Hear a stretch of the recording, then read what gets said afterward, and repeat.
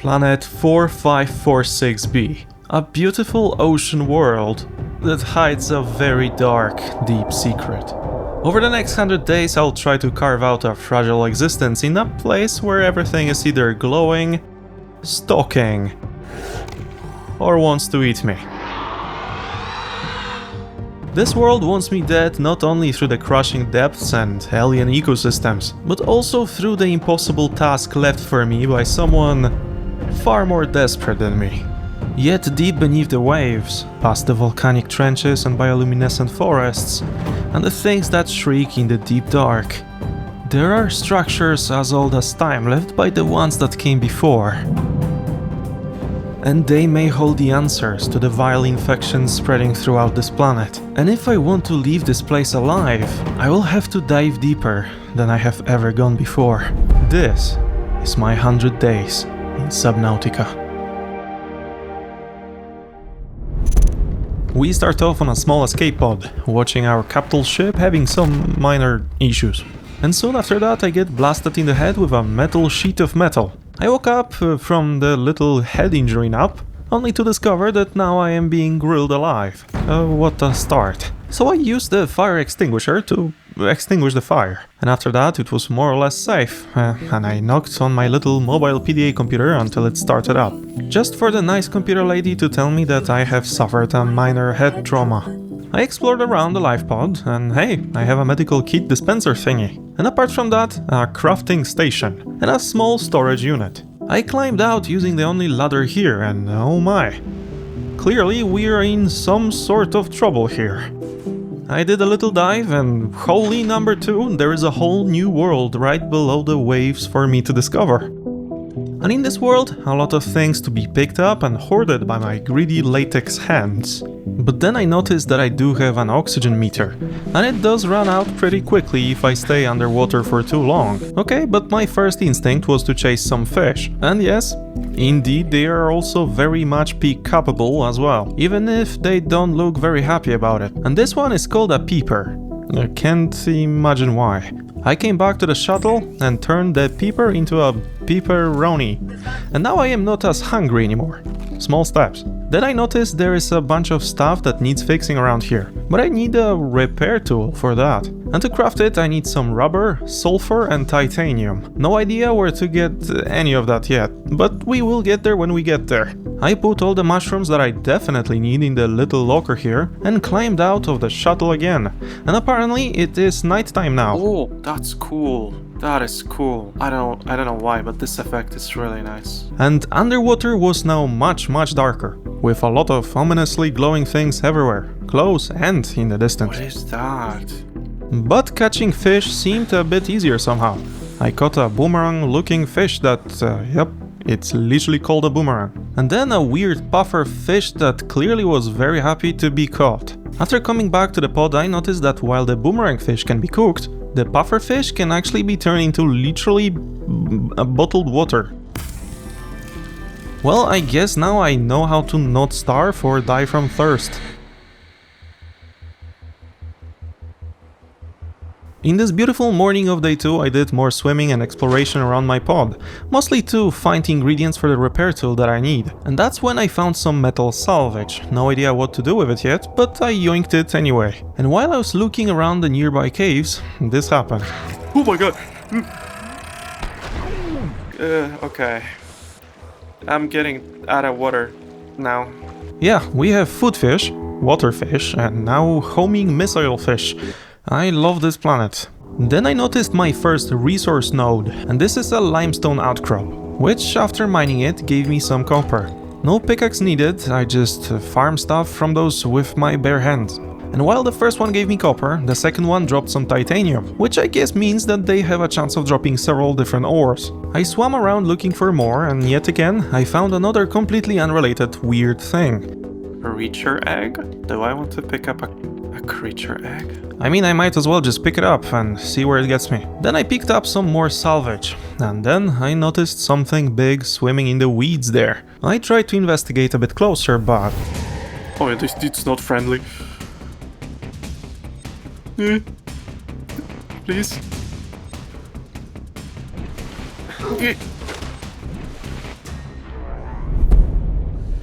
Okay, the little forest thingy here is a no-no zone for now. Yeah, I decided to keep to my safe biome, at least for now. I quickly came back to the pod, and apparently the metal salvage I found can be turned into pure titanium. I have a feeling I will need a lot of it sooner or later. Then I continued with my search for sulfur and rubber in the nearby caves again, avoiding the exploding fish, and refilling my oxygen thanks to some corals that make bubbles.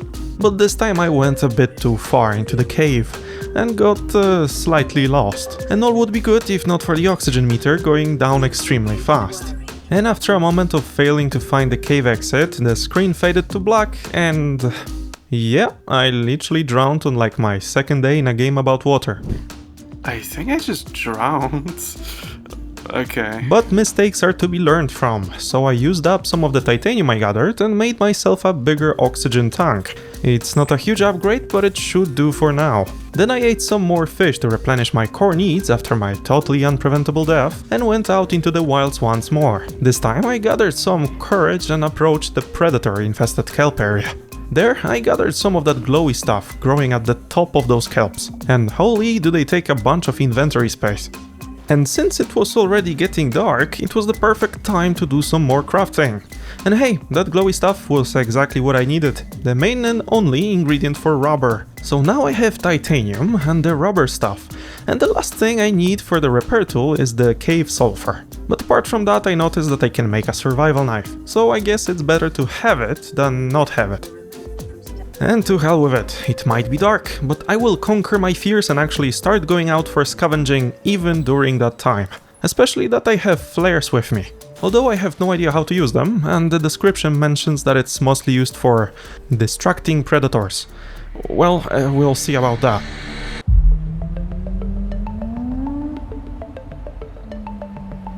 I swam around looking for sulfur, but instead found some of those glowy dudes here.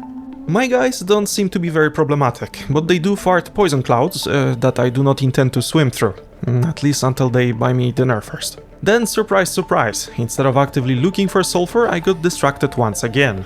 This time I found some junk from my capital ship, scattered around quite close to my pod. And in that junk field, some crates with stuff inside of them. I could not interact with any of that though, so I guess I might need some special tools for that. I don't see anything useful here, unfortunately. I will have to come back to this place later down the line after I figure stuff out. Then I gathered some salt. No idea what salt is for, but I have it now. But while I was gathering it, one of those shark guys started going after me. So what did I do? I threw this distraction flare, and to be entirely honest, it did seem to work somewhat. I went into another cave and gathered some quartz now. Don't even ask me, I am just picking whatever I can at this point. I came back to the pod, this time by the bottom entrance. And hey, I can make new fins now, and apparently they will make me swim 15% faster, so why not? And quite frankly, I was a bit overwhelmed with the amount of stuff that I have available for me. I have no idea what is important, or what to craft, where to look for what and how and what is going on. And if my lack of direction wasn't problematic enough, while I was doing some inventory management stuff, the computer lady told me some new fun facts. Yeah, apparently the capital ship will explode within the next couple hours. Okay. And I still haven't even fixed up my own pod, so I went out again, this time prioritizing trying to figure out the important stuff. So I am laser focused on finding that cave sulfur stuff for the repair tool. Once again the bombfish blew up right in my face while I was around the caves area, but this time I actually investigated it a bit more thoroughly, and sure enough, the lair of that bombfish is full of cave sulfur. So I came back to the pod and finally crafted the long overdue repair tool. I used it up to fix up the radio, and hey, apparently I have some messages waiting for me already. Rescue operation will be dispatched to your location in 999. Then I repaired whatever this is, and we have lights now. And hey, now the pod is fully fixed. Took me a bit of time, but my mini base of operations is now fully functional and ready for service. Can't say the same about Aurora though. Half of the capital ship is underwater and the other half on fire. Not great. And hey, my pod has some sort of a power consumption thing going on, so I do have to keep that in mind. My base is literally running on batteries, I guess. I started looking through my databank of craftable items to get a better idea what to do next. And all of a sudden, someone turned off the sun. Wait, it got dark for a second. What? Really? There's solar eclipses in the game. Are you crazy? What? Holy, we have solar eclipses here. That is the coolest thing ever. And after that I decided to craft myself a small locker, mostly because I am running out of space in the chest on my pod. So I spent a second trying to figure out how to set it up. And hey, the locker is not that big, but it floats mid-air or mid-water, and it will definitely come in useful. But while I was obsessing over a floaty chest, the computer lady started ominously counting down. And then this happened.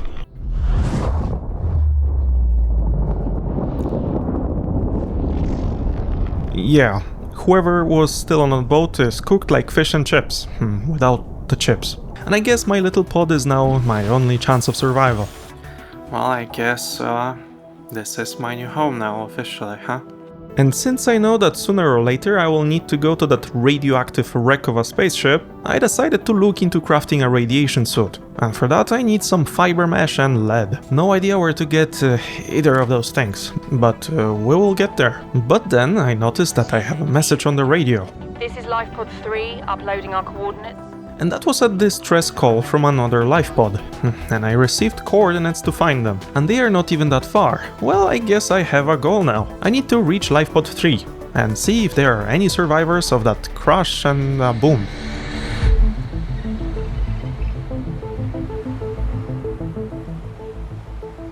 I decided to grab some fish to prepare for the journey, crafted some meals and water, and straight up started making my way to the distress call by literally just swimming. Even if I have to make my way through that freaking kelp biome, I hate it already. But soon after that I found the life pod. Or should I say, death pod, cause they are very, very dead. And something very clearly ripped them through the hole and pulled them into the water. But what is out there that can just punch through a titanium hull like that? I explored inside and found a PDA with a message, and a data box with a compass crafting recipe. Cool. I swam up to get some air and decided to listen to the PDA. You really think it'll carry two of us? Your regular sea glide tows a mass of 80 kilograms at over 30 kilometers an hour. It was a short conversation between two survivors deciding whether something called a sea glide will be able to tow them both out of the water. Well, I guess it didn't. So I came back to my life pod. And sure enough, I can craft a compass now. But I need a copper wire and a wiring kit. Copper wire is easy, it's just 2 coppers, which I literally have on me right now. But wiring kit requires silver, and I have no idea where to find silver. So I did a little dive, and main objective, find silver and coppers and all that good stuff for the radiation suit and compass. I mined some outcrops here and there, getting only copper and titanium so far. And then, while I was swimming around a bit more, I noticed that the shark guys actually smashed their fish faces into metal chunks, and they literally pick them up and carry around. And when they do that, they break off their teeth, and I can pick them up. Like, what? And then I did more mining, but still no silver, only coppers and titaniums. But apart from limestone outcrops, I also picked up some quartz to make glass later. And that caused me to almost drown yet again, but I barely made it to the surface this time. If not for those 15% faster fins, I would be swimming with the fishes now.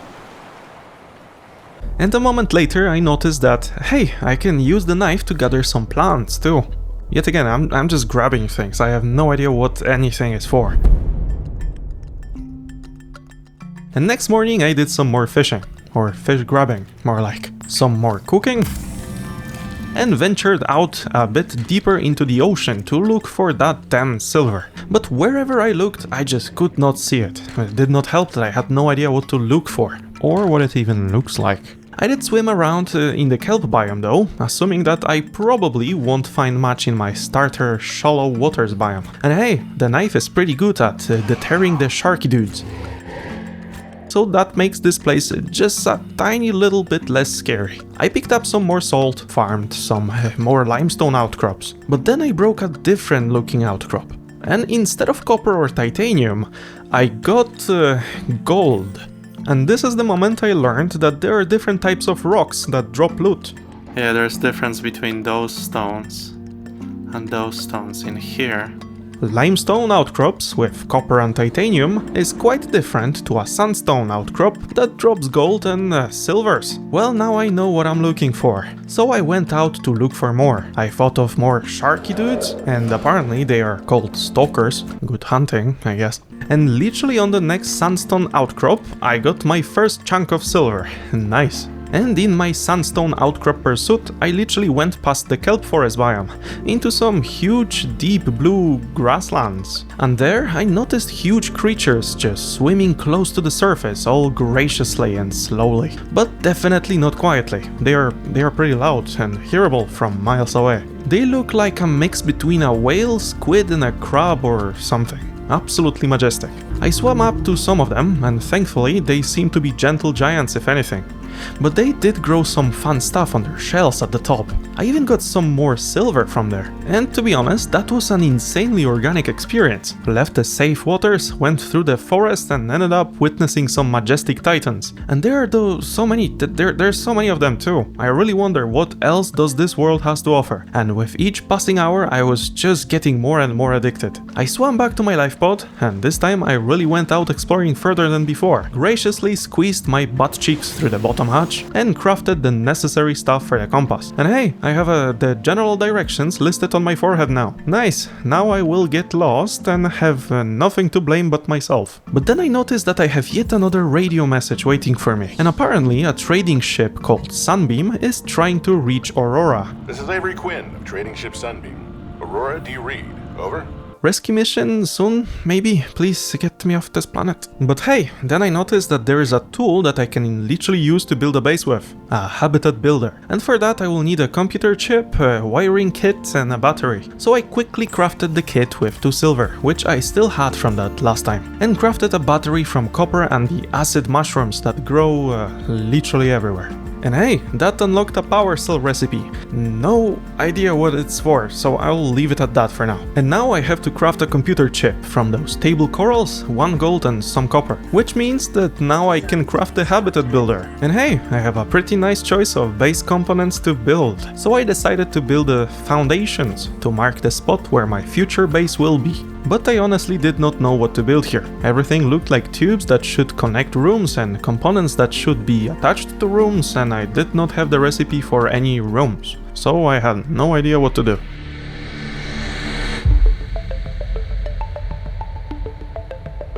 But hey, I got saved from having to think about it because I got another radio message. And this time it was a distress call from another life pod.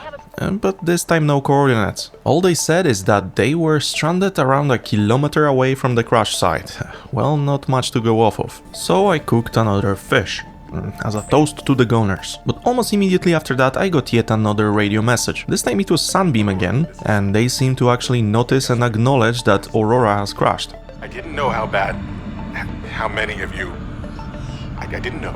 We're now en route to your location. I went back to the water and hey, the tubes are actually much bigger than I thought, and they can be used as rooms, so I guess that's one less problem to worry about. So after building one, I attached a hatch to it, so you know, I can actually enter and become a tube dweller, a YouTuber. And yeah, the inside is actually pretty generous with the space. I can work with that. But there's one problem. There is no power, and because of that, there is no oxygen. But before worrying about that, I added another tube for my tube base. Now it's a double tube. Okay, but oxygen. How do I provide oxygen to the base? Well, I assume that it has to do something with the floating air pump that I can craft, so I got one. And yeah, it does spin, and I guess pump, but it definitely is not connected in any way to my base. So I crafted the next logical thing, the base attached air pump thingy. And then I went to the fabricator and crafted a bunch of pipes. I mean, it literally says that they transport oxygen. So I went out in search of some titanium to craft them. And hey, I love how the animals just interact with one another. The bombfish just exploded in that stalker's face to deter him from its little house. Nice. Okay, but it is morning and I have some titanium now. Let's get back and craft those pipes.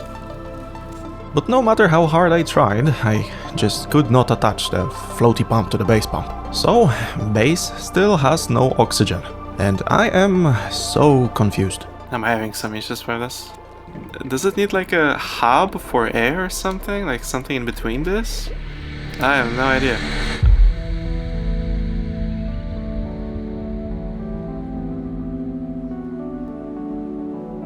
First thing I did on day 7 was build a bunch of solar panels for the base. If I can't have oxygen, I will at least have electricity. So I grabbed a bunch of quartz from my chest and built the first one at the top of the tube base, and then another one right next to it. I assumed closer to the surface equals more sunlight. And hey, I have lights now, but I also have oxygen. What? Well, I am no expert, but I guess electricity in the base equals air. So, the starter base is more or less done. Now I have more space to live in, and I don't have to be stuffed in that lifeboat like a sardine. Like a sardine. But now I need to build some internal stuff for the base, like radios and maybe some storage stuff. So I built my first locker, a space where I can actually store more than the bare minimum. And since now I have some place to put things, I went on a small scavenging run, gathered some more corals, then almost got a heart attack due to my favorite fish in the game. Oh my god! Ah, okay. And then, from whatever I gathered, I made a battery, and then connected it with some glass made from quartz to make a flashlight, which I will definitely need sooner or later. But also a scanner, a tool used to scan things. And hey, another radio message. Again, it's Sunbeam talking about anything but rescuing me.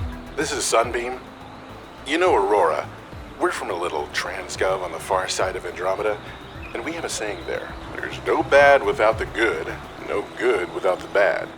Cool. Thanks, Sunbeam. Hope you get beamed by the sun. Or something, I don't know. But anyway, I have a flashlight now. Nights are not a problem anymore. So I scanned one of those gassy dudes. And now I can read up all I want about their gassy ways in my databank. But then I noticed that I can scan myself. And oh, I seem to be infected with something. But apart from that one morbid scan, I swam around and scanned some random fishies and plants, just to, you know, get used to the tool. And after that I was done with the scanning. I went into the kelp forest to gather some vines with my knife. And holy do they spoil fast.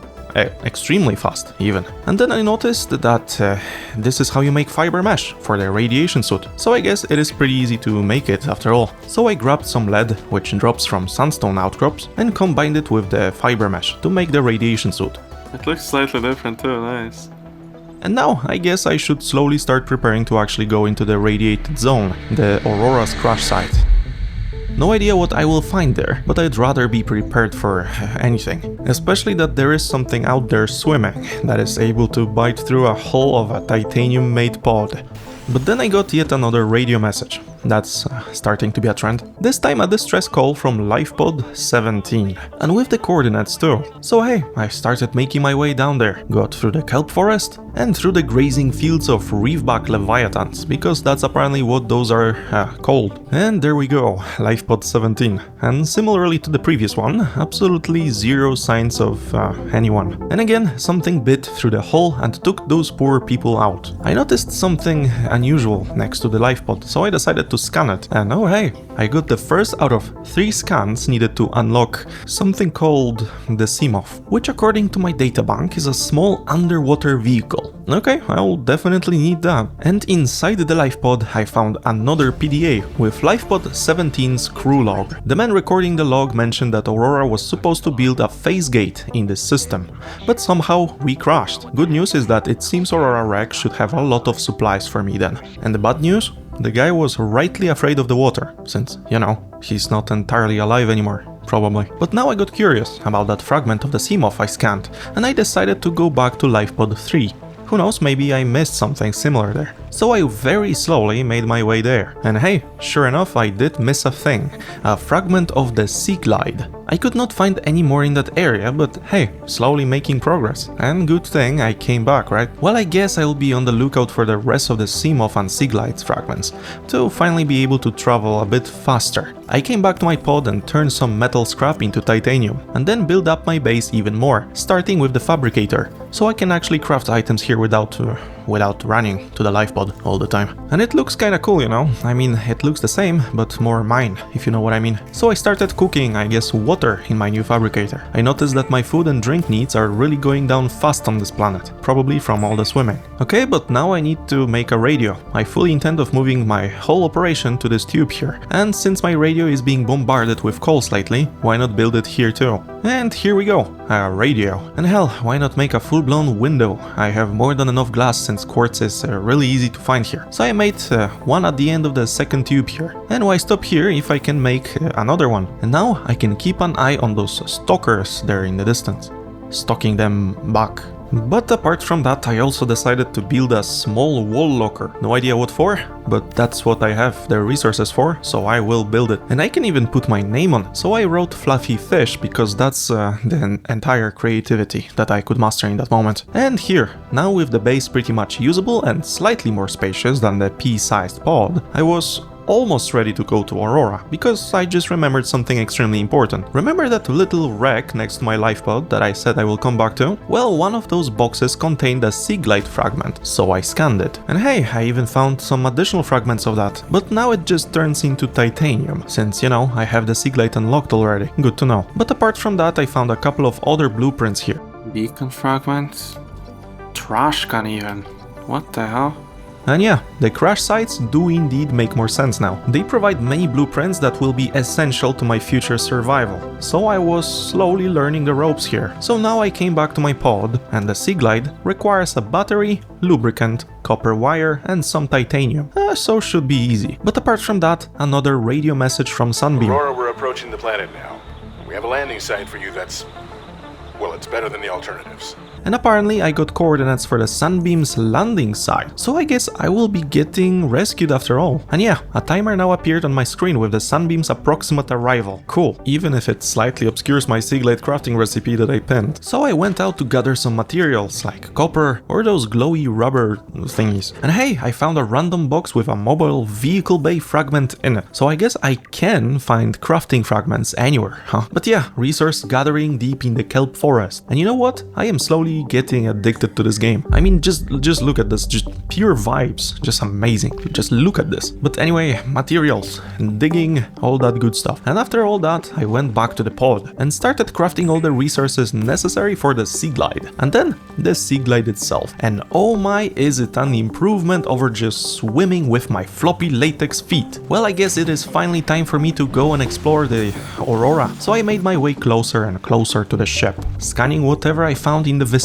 I mean, look, a Cyclops? I barely just crafted the Seaglide. I climbed the dunes carved by the Aurora and started my exploration of the area. I even found some weird fragments, like this propulsion cannon stuff, and slowly started making my way to the midsection of the ship, trying to find a place where I can somehow enter. And after a moment of going alongside the hull, I managed to get into the torn section here. And here, I was finally able to stand on solid ground, or at least more or less solid. Almost immediately after I set foot on Aurora though, I got attacked by some weird looking jumping crabs, so that's always a nice surprise. And after waddling around and looking for any kind of entrance, I actually was able to follow a more or less straightforward path leading up to the doors covered in flames. And now, officially, I got inside the ship. Then I had a choice, go to the cargo bay or to the administration. So I went to the administration area, fire extinguished all over the doorframe, and in the room I found some batteries and such, but also a PDA with notes. And there was a code for the cargo bay doors. That will come in useful sooner or later, probably. But apart from that, I was able to get some data from the terminal here. It was mostly a piece of lore about the phase gate operation that I was supposedly a part of. And apparently an organization called Altera sent the capital ship Aurora to this part of the galaxy to build a phase gate to expand the reach of humanity. I'm sensing a little bit of cyberpunk here, with worldwide corporations and stuff, but I'm not sure yet. Anyway, now I went to the cargo bay, but there was a slight problem. It was completely obstructed by boxes and stuff, and no amount of parkour was solving this puzzle. So for now, I decided to leave, assuming that I will be back sooner or later, especially that the Sunbeam ship is supposed to land on this planet in about 10 minutes. So we better get to that marked spot. But after jumping into the water, I saw something huge deep in the waters underneath Aurora. I could not get a good look at it because of the murkiness, but it was big. I decided to not play with my fate just yet, and decided to make my way to the Sunbeam landing site. And then, out of nowhere, a land. And it appeared out of nowhere because for sure I did not see it in the distance anytime before. Oh! Is that land? I had no idea there's land in this game. And the biome itself here is actually quite terrifying too. I landed on the beach and started walking to the marker, but then I noticed a huge alien-looking structure, literally right on the same island. I walked up to try to enter, but the entrance was protected by some sort of energy barrier, or shield or something. And believe me, I have no idea what I just stumbled upon here, but it is extremely massive and very clearly alien in nature. And after that I decided to go to the marker, since Sunbeam is supposed to land at any moment now. But then something weird started to happen. The structure started shifting and moving, taking form of something more akin to a cannon rather than a building. Soon after that, Sunbeam started entering the atmosphere, and then... It's coming from the building? Change course. Set thrusters to full.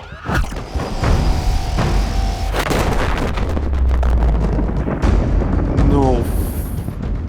They got absolutely blasted out of the sky. Sunbeam got beamed out of existence. Null. Zero. The rescue mission turned to be a one-way ticket to the boom zone, and I am still perfectly stranded on this planet. I started scanning stuff around here, like this altar or console thingy here, and then I walked around to explore a bit. Maybe there is a way to enter this alien temple or something from a different angle. And then I found a purple tablet on the ground. I guess one of the aliens must have had a hole in the pocket or something. I then put it on the console, and the alien barrier is turned off. They really should invest in better defense system. And so I entered the base, and the computer lady told me that the structure is super awesome, in her own robotic way. And she's not wrong. I mean, look at all this architecture, carvings, geometry. This is some precursor stuff, some ancient aliens beyond imagination kind of thing. I walked further, since I saw something glowing in the distance, and apparently it was some kind of an ancient computer. There was no useful data about the facility itself, but the scans did show a small insight into the device itself, and apparently the aliens that used it had to be some kind of telepaths, psychologically more advanced than common humans. I went lower into the building now. The place is much bigger than I initially thought. I also picked up something called an ion cube, and then further down into the building I found another one. Maybe it's some kind of battery or a power source or something. Then I found another ancient computer. This time translation did reveal some information about the place itself, and apparently this is an enforcement platform. But enforcing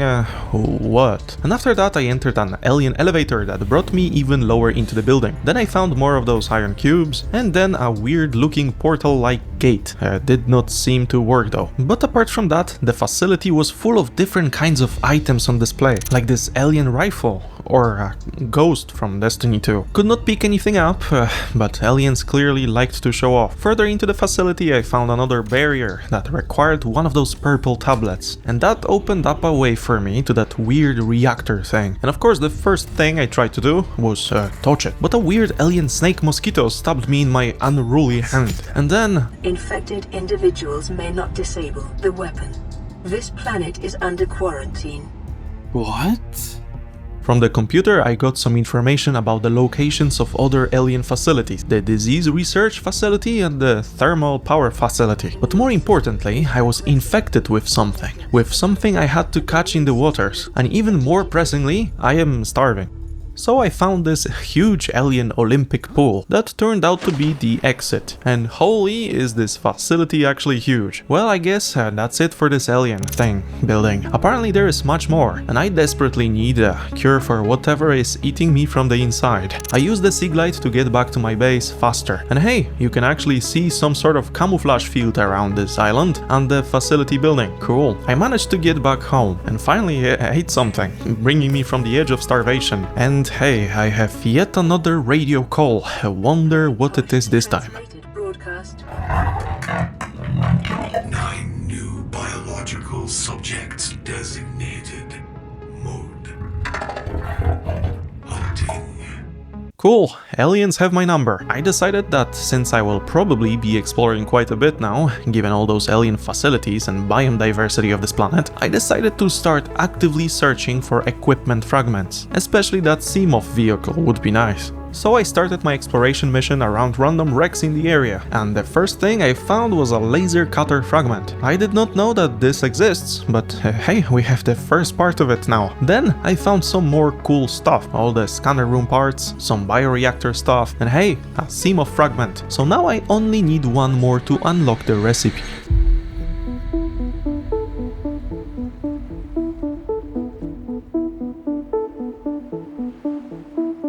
On day 14 I was still hunting for the fragments, and as it usually happens, I found the last Seamoth part around some random wreck in the reefback biome. Seamoth, number 3, nice. But that's not all. The last fragment of the mobile vehicle bay was also here, in a little random box. So I quickly came back to my base and looked through stuff that I gathered. Now I can build stuff like this scanner room, thermal plant, bioreactor, and I guess a trash can? Yeah, but much more importantly, I can now go and craft the mobile vehicle bay when I'm gonna have the resources, that is. Then I noticed that my Seaglide actually needs to be recharged. I had no idea how to do that, but it is definitely running low. So after some button mashing, I figured out that you can literally swap batteries in your equipment. Ooh, okay. Wait, with R, like to reload basically. Oh, that's nice, okay. But that also means it is objectively better to let the batteries run out completely, to not be wasteful. After that conclusion, I went out to grab some breakfast. I need to have some supplies if I am to gather resources more efficiently. And I went into the wilderness, ocean-ness, and started gathering the necessary stuffs I need for the vehicle bay. And after a moment I had all the ingredients. I turned the glowy stuff into lubricant, then titanium into an ingot, and rubber with batteries into a power cell. And now I can make the mobile vehicle bay, so I deployed it next to my tube base. Climbed on board. That's cool, okay. And here I can finally see what is needed for the Seamoth vehicle, and it's not cheap. So I pinned it on the screen to remember what to gather when possible. And I have yet another radio message on the radio. It's a distress call from LifePod 19, and we get some more coordinates. This is Officer Keenan, LifePod 19. The captain is gone. I gathered some resources from around my base, and it turns out that I can afford yet another upgrade for my oxygen tank. And it's not a small upgrade this time. My oxygen tank jumped from 45 max to 135% max capacity. I definitely feel more confident now. So I went out in the search for the Seamoth materials. Got some creepvine stuff for lubricant, some lead for lead, got some quartz for glass, and dug out a bunch of limestone nodes for battery ingredients. And after getting a full inventory of more or less useful stuff, I made my way home and started turning all that stuff into better stuff. But I also could craft a rebreather mask, letting me dive deeper without losing a lot of oxygen. Never happened before, but I guess diving too deep consumes more oxygen, so better safe than sorry. And then I went to the vehicle bay and started the magical process of crafting the Seamoth, my first actual vehicle in the game. And believe me, as much as I love the Seaglide, nothing beats actually entering a vehicle and driving it around, or swimming it around. That is so nice. That is so cool. And as it turns out, I am not the best driver. I think I just roadkilled a fish. Sorry. Yeah. Okay. I actually lost some and killed another fish. I'm really sorry. Are they eating him? They are. Oh. Well, the test drive was successful, and the Seamoth is officially a part of my arsenal now. And believe me, it's going to make a massive difference, because we are immediately going down 300 meters into the depths of the ocean to meet the LifePod 19, and something tells me they're not fine. I swam through the reefback territory straight into a green hellscape, and well, that does not look very happy, friendly and inviting. We are really going deep now, huh? That's not my 100-meter deep shallows, and this is some Cthulhu depth stuff. What can be hiding deep down below?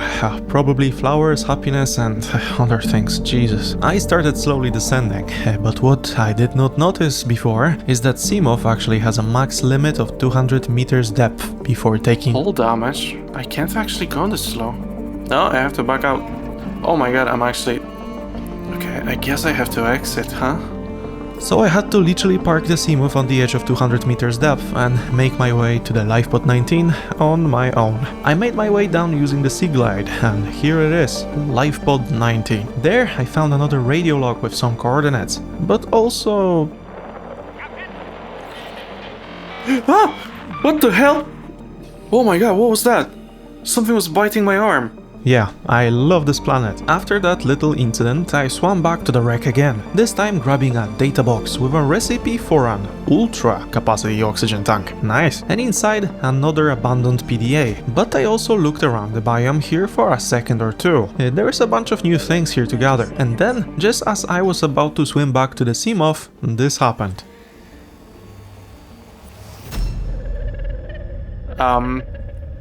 What are you? Aliens were blowing up my radio and now are even calling me in my head. Great. After that I entered Seamoth and left, swimming as straight up as possible. That was a fun experience. Deep waters are fun and happy. I hope I will get to spend more time there. And Seamoth seemed to have taken some damage, and apparently literally the repair tool is all I need. I mean, makes sense. But now I have yet another marker on my screen, the rendezvous point from PDA on LifePod 19. So without wasting any time, I started making my way there. And this really is far this time, more than 1,000 meters away from my own LifePod. And after swimming for a while, I stumbled upon an island that seemed to be floating, probably thanks to those huge pink bulb thingies. I managed to enter a little inside lake from below the island, however weird might it sound. And holy, this is a whole new world yet again. This is a whole island ready for me to explore and learn about. On the inner beach, I found another PDA, and apparently people who met on this island after the crash tried to reach Aurora, but were intercepted by a Leviathan-class predator in the water. That sounds wonderful. Well, I decided to stick to the land for now, so let's explore the island. And the first thing I noticed is the amount of flowers and mushrooms and stuff here, most of which very much yoinkable. Nice. Not to mention all the scans I could do here. I mean, what the hell is a voxel shrub or Jaffa cup? But after following something resembling a path, I noticed a building at the top of the mountain. But there is no way that the crew from Aurora could have built it, right? This thing looks old. Could there be other people here? So I continued my journey. Got attacked by one of those jumpy crab guys, picked up more mushroom stuff, and explored some small caves around the island. They weren't vast, but it was a fun little exploration trip. But then, while trying to look for a path to get to those structures at the top, I actually managed to find some buildings down lower.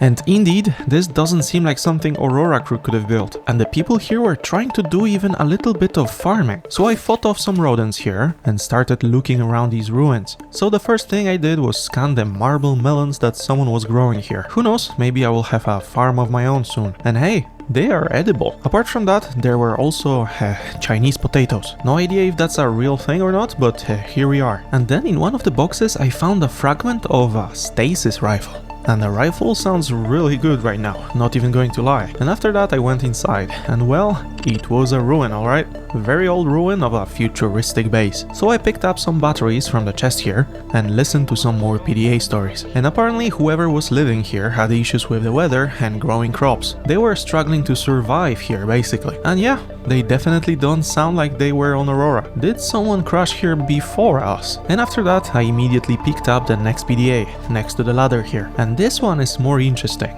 The people here are indeed survivors of another crash, an earlier one. A ship called Degassi crash landed on this planet, and 3 people washed up ashore here, salvaging whatever they could from their ship and trying to grow food to not starve. So I'm only assuming this ship also got shot down by the planetary cannon, maybe? I explored the base more and found a databank with better fins to swim faster, and found a purple tablet, and just like the one I saw in the alien base. And according to the PDA next to it, they found it in the sand here on the island. Interesting. And hey, I can actually scan stuff around this base here to get recipes, like this grow bed. So I scanned whatever I could, including some base parts, like rooms, wall plants, Multiple purpose, and a desk too. and after that I started making my way up, since the path here clearly leads to the bases up top. And after a bit of cliff walking, which as a person with a fear of heights, I loved every second of, I almost slipped here. I thought there was...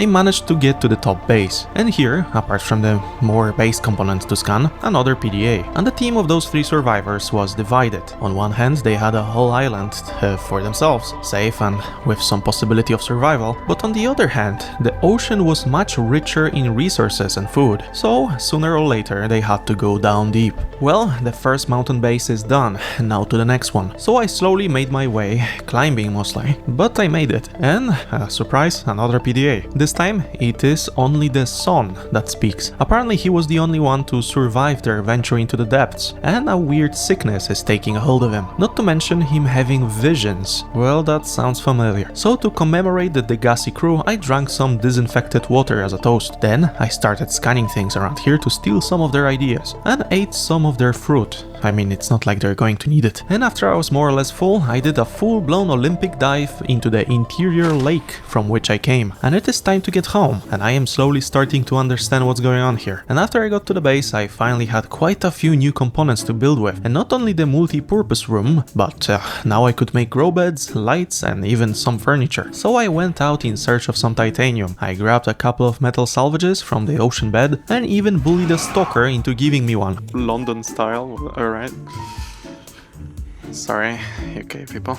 And then turned it all into as much titanium as possible. Then I started searching for a nice way to attach the multi-purpose room to my pre-existing base, ultimately deciding on removing the tube window and attaching the room this way. And now my base has more space. Hard to think that I lived in a pod for a week, especially that I already have some ideas how to best utilize this room. But before that I decided to also attach a scanner room on the other end, since I could definitely use a scanner. But for that I will need even more specific resources. So I quickly farmed whatever was necessary, and even slowed down just to appreciate how cool this game can look. I mean, look at that reef back in the background. And then came back home bringing in the resources to finish up the scanner room. And this is so cool. There's like a whole map displayed in the middle of it, and I can even make upgrades for it to extend its range and stuff. And now thanks to this room I can search the nearby areas for specific type of resource. Oh, really? That is so cool! And use the cameras to locate the minerals literally through walls. That's gonna boost my resource farming speed tenfold. Then I added a nice little hatch at the side of the main room for ease of access, so I don't have to run through entire base whenever I wanna swim a bit every time. And hey, and this time, surprise surprise, another message from some lifepod, this time lifepod 13. We will see if number 13 is lucky this time, but I have my doubts. Send immediate burial detail.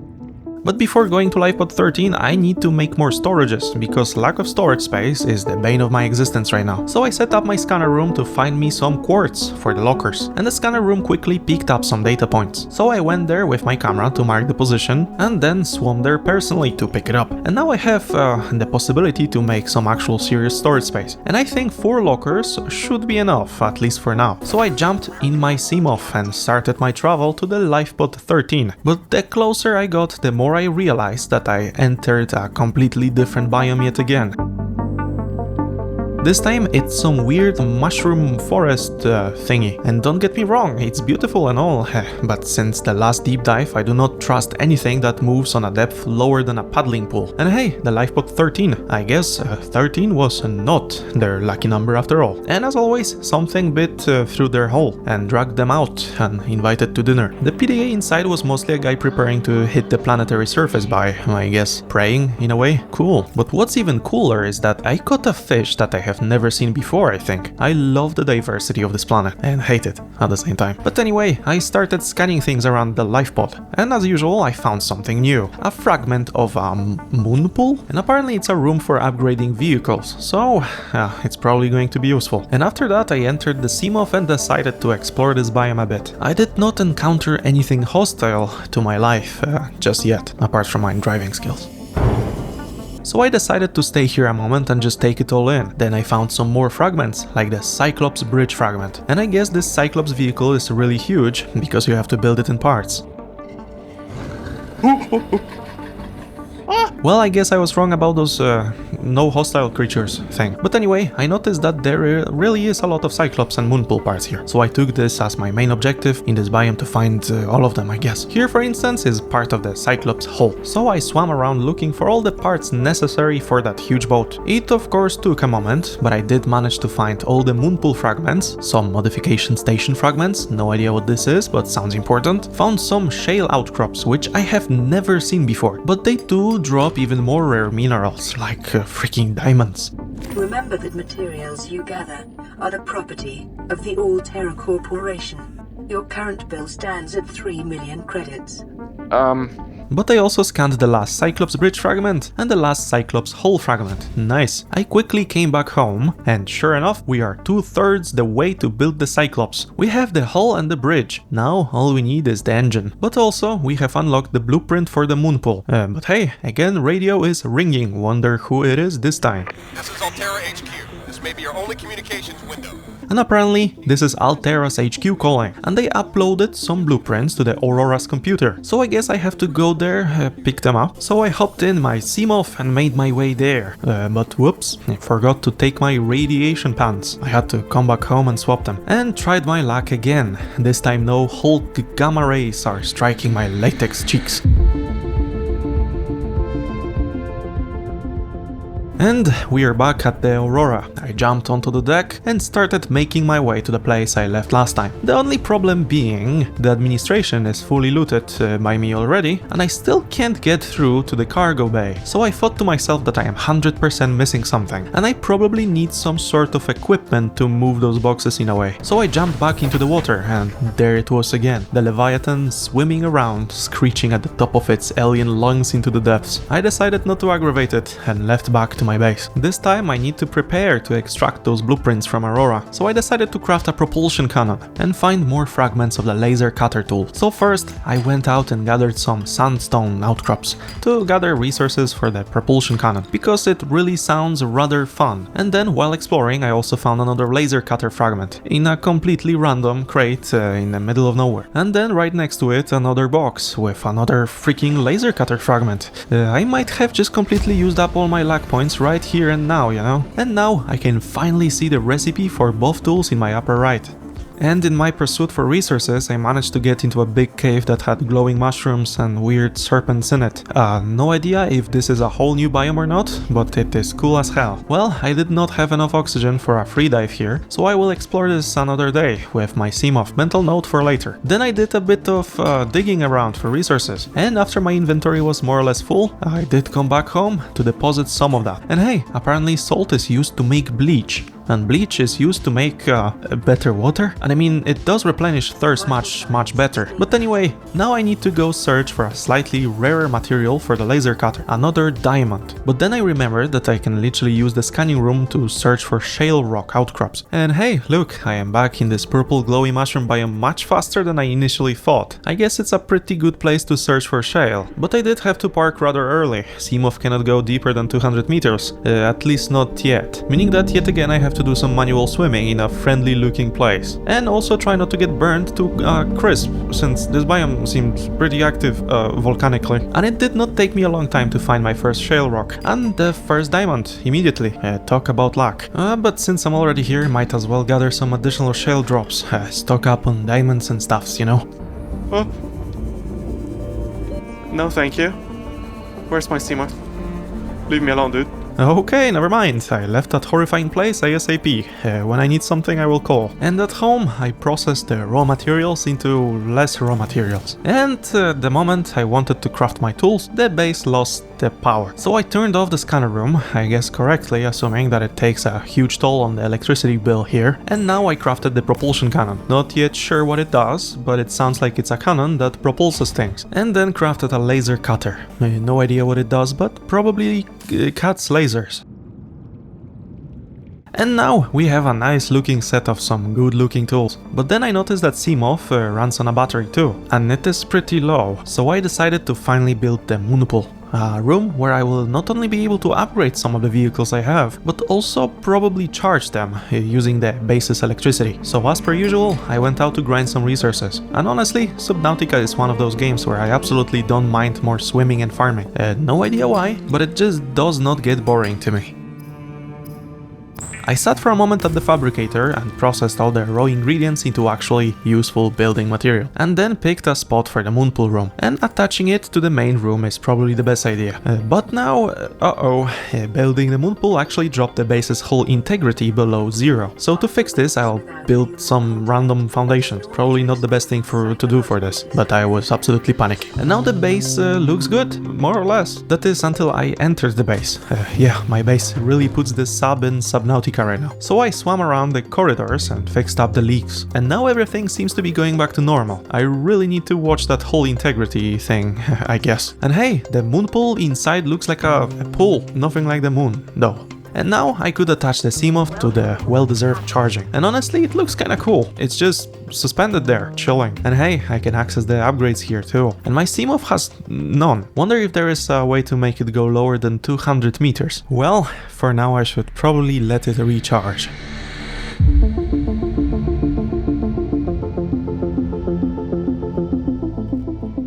In the morning I went out for some more fishing and resource scavenging. I wanted to stock up on the most necessary things for the future projects, but also on things that I am not yet sure what they are for, like those alien eggs that lie in random places everywhere. No idea what they are for, but I have some of those. And then another radio call. This is Life Pod 4.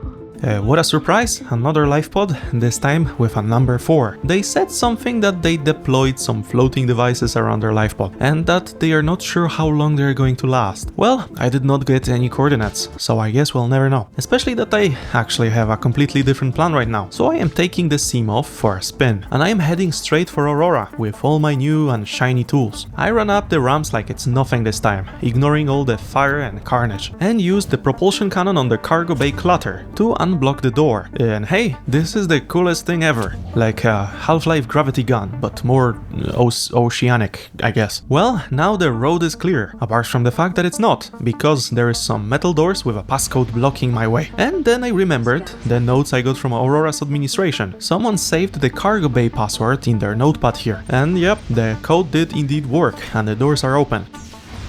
Inside the cargo bay seemed to be falling apart. I did find a PDA with some lore about Altera, and apparently the corporation we work for is literally so huge that it could be considered a government on its own. I walked around exploring and picking up all the supplies I could get from those little crates that are scattered around everywhere. And hey, a Cyclops engine fragment.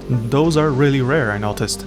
Now I only need one more to unlock the Cyclops submarine in total. I went further, and this time we have to do a little bit of swimming. And here I found some doors with damaged console, so I repaired it with my repair tool to open the door. And here some Seamoth fragments. Well, I don't really need those anymore, but it's cool that they are here. And right next to it I found a PDA which seemed to contain some logs from a multiplayer VR game. And hey, I found a Seamoth depth module. This is actually incredibly useful. I will take this. And now, ladies and gents, I can finally use my laser cutter to open some doors. And this is like the coolest thing ever. And inside, another PDA, but this time it mentions that Aurora's secondary mission was actually rescuing the Degassi survivors from this planet. Not to mention that Degassi ship was a Mongolian vessel, so Aurora hoped to increase Altera's relations with the Mongolian government. I went further into the prawn bay, fixed another door console, and hey, this room is full of some sort of mech suits. I really hope I can get one. So I scanned them, and yeah, it seems that this prawn suit is very much craftable. So I scanned all of the fragments in this room,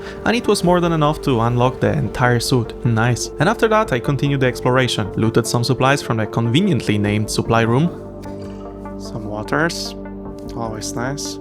And scanned some tables and stuffs in the certain canteen. And here I found a PDA with the foods that they were serving. But also this, a poster with a cat. I took that. That's mine now. Then proceeded to scan some beds. They will be useful later. I also found a PDA with a conversation of two people breaking up. I hear what you're saying and I will try to respect it. Ouch. But then I finally found the captain's quarters, so I used the code to the doors sent to me by the Altera HQ earlier, and we are in. I hacked the mainframe. We are in the Pentagon. Of course I ignored everything else, because I got too distracted by the Aurora miniature, which I promptly stole from a room of a captain that is probably not very alive. And then I acquired the blueprints for something that looks like a rocket from the captain's console. Are we gonna escape this planet on a craftable rocket? I sure hope so. After that I started going back, but I managed to somehow get turned around and got into a completely different part of the ship. But I noticed that there is a lot of doors locked with codes, and I just don't have any of those yet. No idea if I can do anything here, to be honest. So I extinguished some fires and somehow managed to get out from the inside of the ship through a completely different route. And hey, apart from having quite a bit of more furniture that I can craft now, I also have a prawn suit and a rocket launcher thingy unlocked. Nice. So I got into my Seamoth and started making my way back. And then I noticed it, the freaking lifeboat number 4, with their floating device, as they called it. And sure enough, they are very dead, no doubt about that. But I did get a creature decoy blueprint thingy from the inside. Thanks, dead crew of Lifeboat 4. But how do I know that they are gone for sure? Well, Lifeboat 4 PDA. Landed in area of significant alien activity. Yeah, they did not pick the best spot to land. And apparently the huge leviathan that seems to be swimming around Aurora is called a Reaper. So I made my way home and put my cat poster on the wall immediately. Priorities. And after that I installed the depth upgrade to Seamoth, and now it can go 300 meters deep, a 100-meter improvement. And just in time another radio message with another lifeboat signal. This time marked and at the depth of 250 meters. I guess this time I can explore it with my Seamoth just fine. So I started making my way there. And at first I thought it's one of those mushroom forest biomes. But no, it's actually well past it, in what I can only describe as glowing horror please let me leave biome. Listen, it looks pretty and all, but I noticed a pattern. The deeper we go, the more horrifying the creatures and the darker it gets, and that's a trend I do not like. But alright, I found the lifeboat numero 12, and it's doing just as well as the other ones. In the data box here I found a recipe for a propulsion cannon. Well, that ship has already sailed, but thanks. But also another PDA with the last moments of someone who used to be aboard this lifeboat and now is very much off board. Apparently this was a self-conscious doctor who is really not believing in his chances of survival. Well, guess he wasn't wrong. And yeah, this blue glowing place is actually very dangerous, with all kinds of weird lizard fish that want to eat you. I literally had to keep fixing my Seamoth just to stay here, in between all the resource farming I did. And after I felt like leaving, again, the huge leviathan thing showed up, just menacingly stalking my every step. And it is probably because somehow I ended up right next to Aurora again. No idea how, but here we are. But hey, since I'm already here, I decided to look around for that last Cyclops part. There seem to be a bunch of them here, so maybe, just maybe, the engine part is also here. And look, just as if by a stroke of blind luck, I found it almost immediately, just laying here like it's not one of the rarest things around. And now, the Cyclops recipe is fully unlocked, and it is not cheap, you know. That's gonna be some crazy farming for that thing. I came back home and parked my Seamoth in the moonpool. Though this is a sentence. And it just so happened that I got a word of another lifeboat that needs my help. But hey, those dying people in the ocean, or more likely, already dead people in the ocean, can wait. I am focusing on my ride right now. Cyclops is going to be extremely useful soon, since it probably can go low enough to reach the next alien facility. But I could not help but think that Prawn Suit, which I had unlocked since the Aurora adventure, was the better choice at first. And hey, a rifle won't hurt either, as a preparation for the deep sea. I just need to find the last blueprint fragment. So, time to focus on resources for both the Prawn and the Cyclops and find the rifle blueprint. We're going to get busy. So I swam around in my Seamoth, picking up random outcrops, getting attacked by a freaking glowing worm. Oh my god!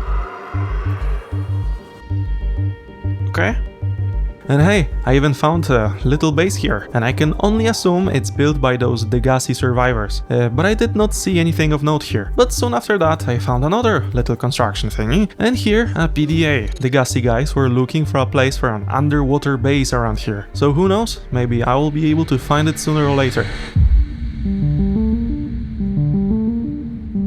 Next day I continued my resource farming journey. I went to that glowy bulby place because I need something that I knew it's there. I needed those gel sacks, and that's the reason I came here.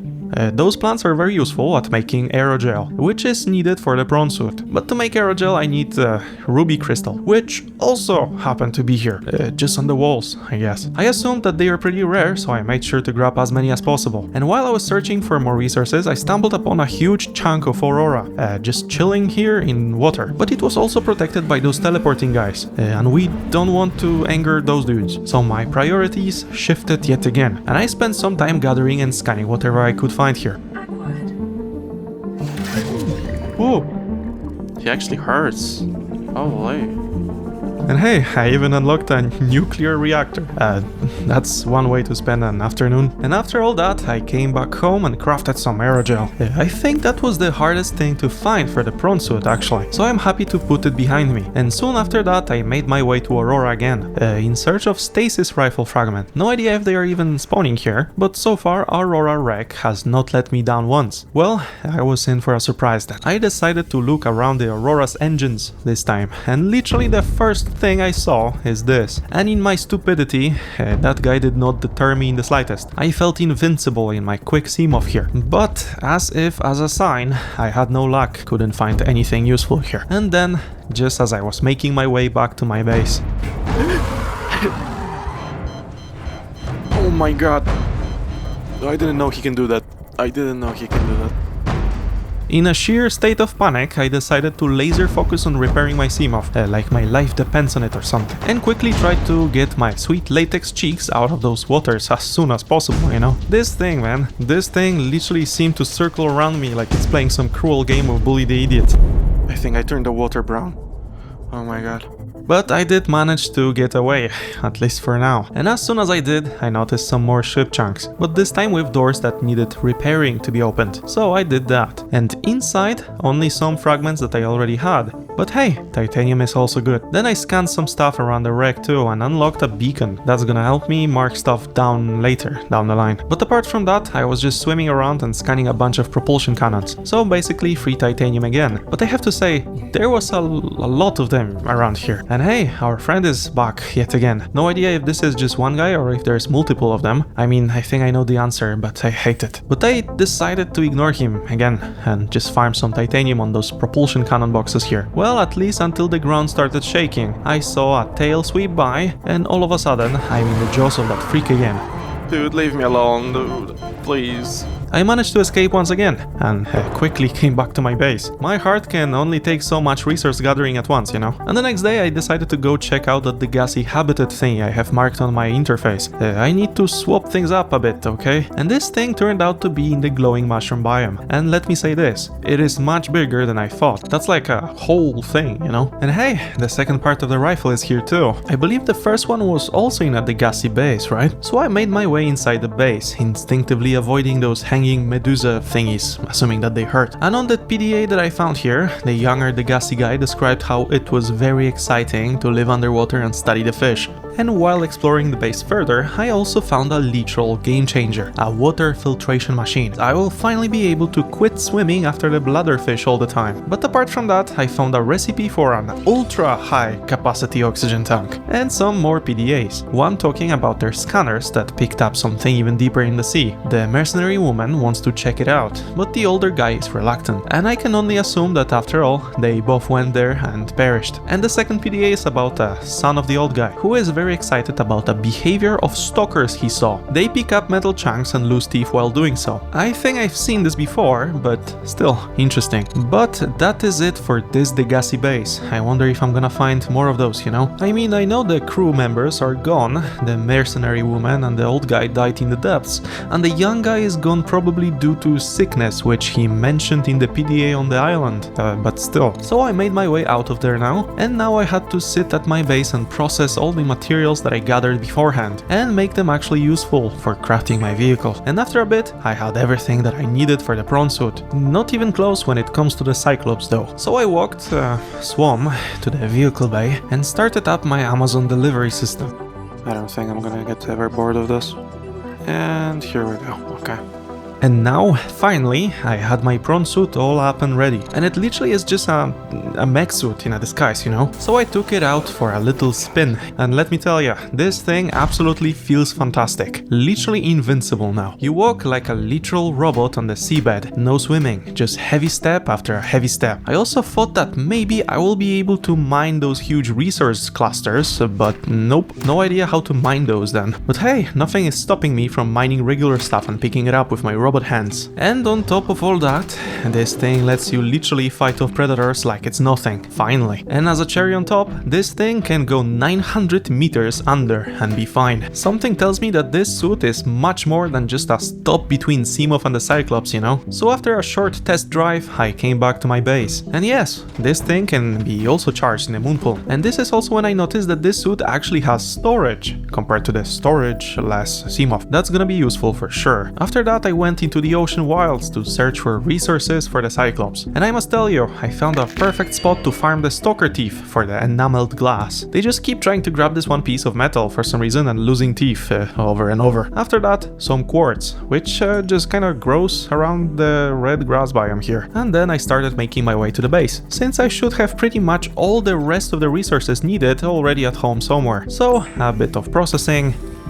And sure enough, I have all that is necessary for the submarine. I boarded the vehicle bay and sent the Amazon drones yet again to assemble my ship. Well, actually no. It actually said that I need to do it in deeper waters. So I guess the Cyclops is really huge, huh? Must be constructed in deeper water. So I packed up the bay and deployed it slightly further. And this time, there were no issues whatsoever with the assembly. And yes, this boat it's a freaking monster, dude. Absolutely insane. It's huge, dude. That thing will take me to the end game for sure. A literal personal submarine with several compartments, mobile moon pool, bridge, freaking battery stations, all that stuff. So I boarded the Cyclops for the very first time. Welcome aboard, Captain. All systems online. God damn. We can make upgrades here. Vehicles, dude. Can I use my prawn suit here? Maybe I can just put the prawn suit like here somehow. Insane. Okay. Floodlights. Engine offline. Engine powering up. I mean, I just could not help myself. I had to give it a test run. And I must say, this thing feels huge and even more indestructible than the prawn.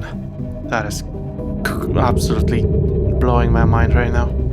After all that, I came back home and parked this monster right in my front yard, probably scraping the seabed at the same time. Then I entered the prawn suit, just to check if I can transport it within the Cyclops, and sure enough, of course I can. This is huge. And not only that, but I can literally interact with the storage on the prawn and the upgrade modules too. Crazy stuff. Okay, now I have the means of transportation to get me places, but now I need some self-protection. So I processed a bunch of more materials and crafted myself the stasis rifle. Sure hope I will not forget to use it. And now another thing, a vehicle upgrade console. That sounds pretty useful since I have all the vehicles now, you know. So I built one into a wall in the moon pool, then docked my Seamoth real quick to test out the console. And hey, I can change stuff like name and color. I did not expect customization, to be honest. But apart from that, now I can actually craft upgrades in this little upgrade fabricator. And they are so cheap as well, at least most of them. Like this sonar module for Seamoth, sounds useful and only costs a bit of copper and a magnetite that literally is everywhere in the glowing mushroom biome. So I crafted it and installed it immediately. We're going to see where that gets us. But on top of that, I went to the scanner room and crafted a scanner room HUD chip, since I completely forgot scanner room upgrades are a thing and I wanted to see how it works. And in the name of everything that's Subnautica, I can see what the scanner room is scanning for me with my own eyes without needing to use cameras. I swear if I knew this upgrade exists sooner, I would have saved hours of pointless searching for stuff. But okay, now let's see how the Seamoth sonar works, because I sure as hell did not know how to use it at all. But after mashing all the buttons, I figured out, and sonar is literally what you'd expect, and it's freaking awesome. And while at first I did not understand the value of the sonar stuff, I quickly changed my mind. In the dark depths, this thing lets you see everything, even freaking leviathans just swimming a couple of hundreds of meters away from me. I feel like I can finally see, if you know what I mean. My sonar eyes have been opened. Whoops. I think he sees me. Oi, oi, oi. And this whole sonar and scanner room thing made my priorities shift, I guess, a bit. I decided to go build another base or two, just for the sake of having a better coverage for scanning. So I went to the red grass biome, about 300 meters away from my main base, and started building my second base. And the sole purpose of that base is just having a functional scanner room, so I can find resources in this area easier. So I connected a scanner room to a regular room, and that whole thing is powered by like one solar panel. And the best part is, it freaking works. I can find stuff in like a 300-meter area around the base here now too. But I wanted something extra, so I built a bed, just for the vibes, you know? And hey, I can actually sleep on it too. I actually had no clue sleep is a thing in Subnautica. I've played so many survival games and I still get surprised by basic stuff like this. But yeah, the base is functional, and since some resources are very biome dependent, this will help me find stuff around here easier, like magnetite, quartz and whatever. And hey, I picked up some data boxes around apparently, a score in my book. So I went to check it out, and this data box is literally right here in this ruin thingy. So I gently opened the doors, and inside this room I found fragments of a battery charger. And that's great because so far I've been throwing my used batteries into the ocean. Then I got to another door, and gosh do I love this laser cutter. And yeah, inside this room I found the actual data box, and in it a lightweight high capacity oxygen tank. Maybe that's gonna be useful? No idea. But I think more importantly, I found this last fragment of a modification station, and that's going to be seriously useful later. Then I had a wonderful idea. I need another scanner base, but this time down here, in the glowing mushroom world. And since there isn't much sun for solar panels, I'll have to use the thermal energy, and try not to die to freaking sea snakes. So I started building the base right next to this bajillion degrees hot geysers. But to get any use of them, I will need to make that thermal power plant thingy. So I had to do a bit of swimming here and there, gathering resources. But thanks to the scanner, it's basically a non-issue right now. And to not get my new bases lost, I crafted a bunch of beacons and set them up next to each of the bases. Now I can actually see where they are no matter where I am. And just as a side note, I crafted a bed for my main base too, because why not? Okay now, but I have to put this thermal plant next to a literal volcano, and hey, it actually connects automatically to the base too. Cool. And this thing provides quite a bit more power than a regular solar panel. And while I was trying to capture some cool shots for that thing, I noticed that the geyser actually has another quality. It freaking blasts the fish and cooks them instantly. I had a bunch of fish remains just floating around my base now. But yeah, the base works, and it is very much underground and scanning things. And now all my 3 bases can scan for different resources, and I can just swim around and just pick stuff up no problem. Resource farming is now fast and efficient, so I decided to do something a bit more crazy. Blinded by the greed for rare resources, data boxes and all that, I decided to board the Cyclops and try to swim behind Aurora to build yet another scanner base. And believe me, this time I wanted to go far. I wanted to see things and scan things no one has ever seen nor scanned. But the caveat is, I was on the territory of the Leviathans now. The brown, toxic waterscape of Aurora is their kingdom, you know? And this is the moment when I realized that I possibly have made a small little mistake. Oh no. Oi. Oh, that's not good. I have him on the scanner. A Reaper-class Leviathan decided to go after my boat, ramming itself into it again and again. And worst part, I could not really do anything about it.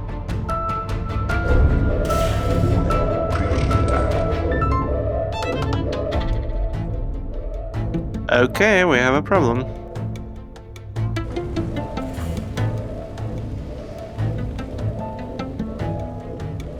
My Cyclops was in a state of absolute misery, somehow both taking water and on fire at the same time. I honestly was in a state of a slight panic here. Most of the time he wasn't really hurting the boat, and after a while he actually disappeared somewhere into the depths. I'm gonna go try to go outside maybe and repair whatever I can. So I took that as an opportunity and made a run, swim for it. But then, when I tried to leave again... Oh my god!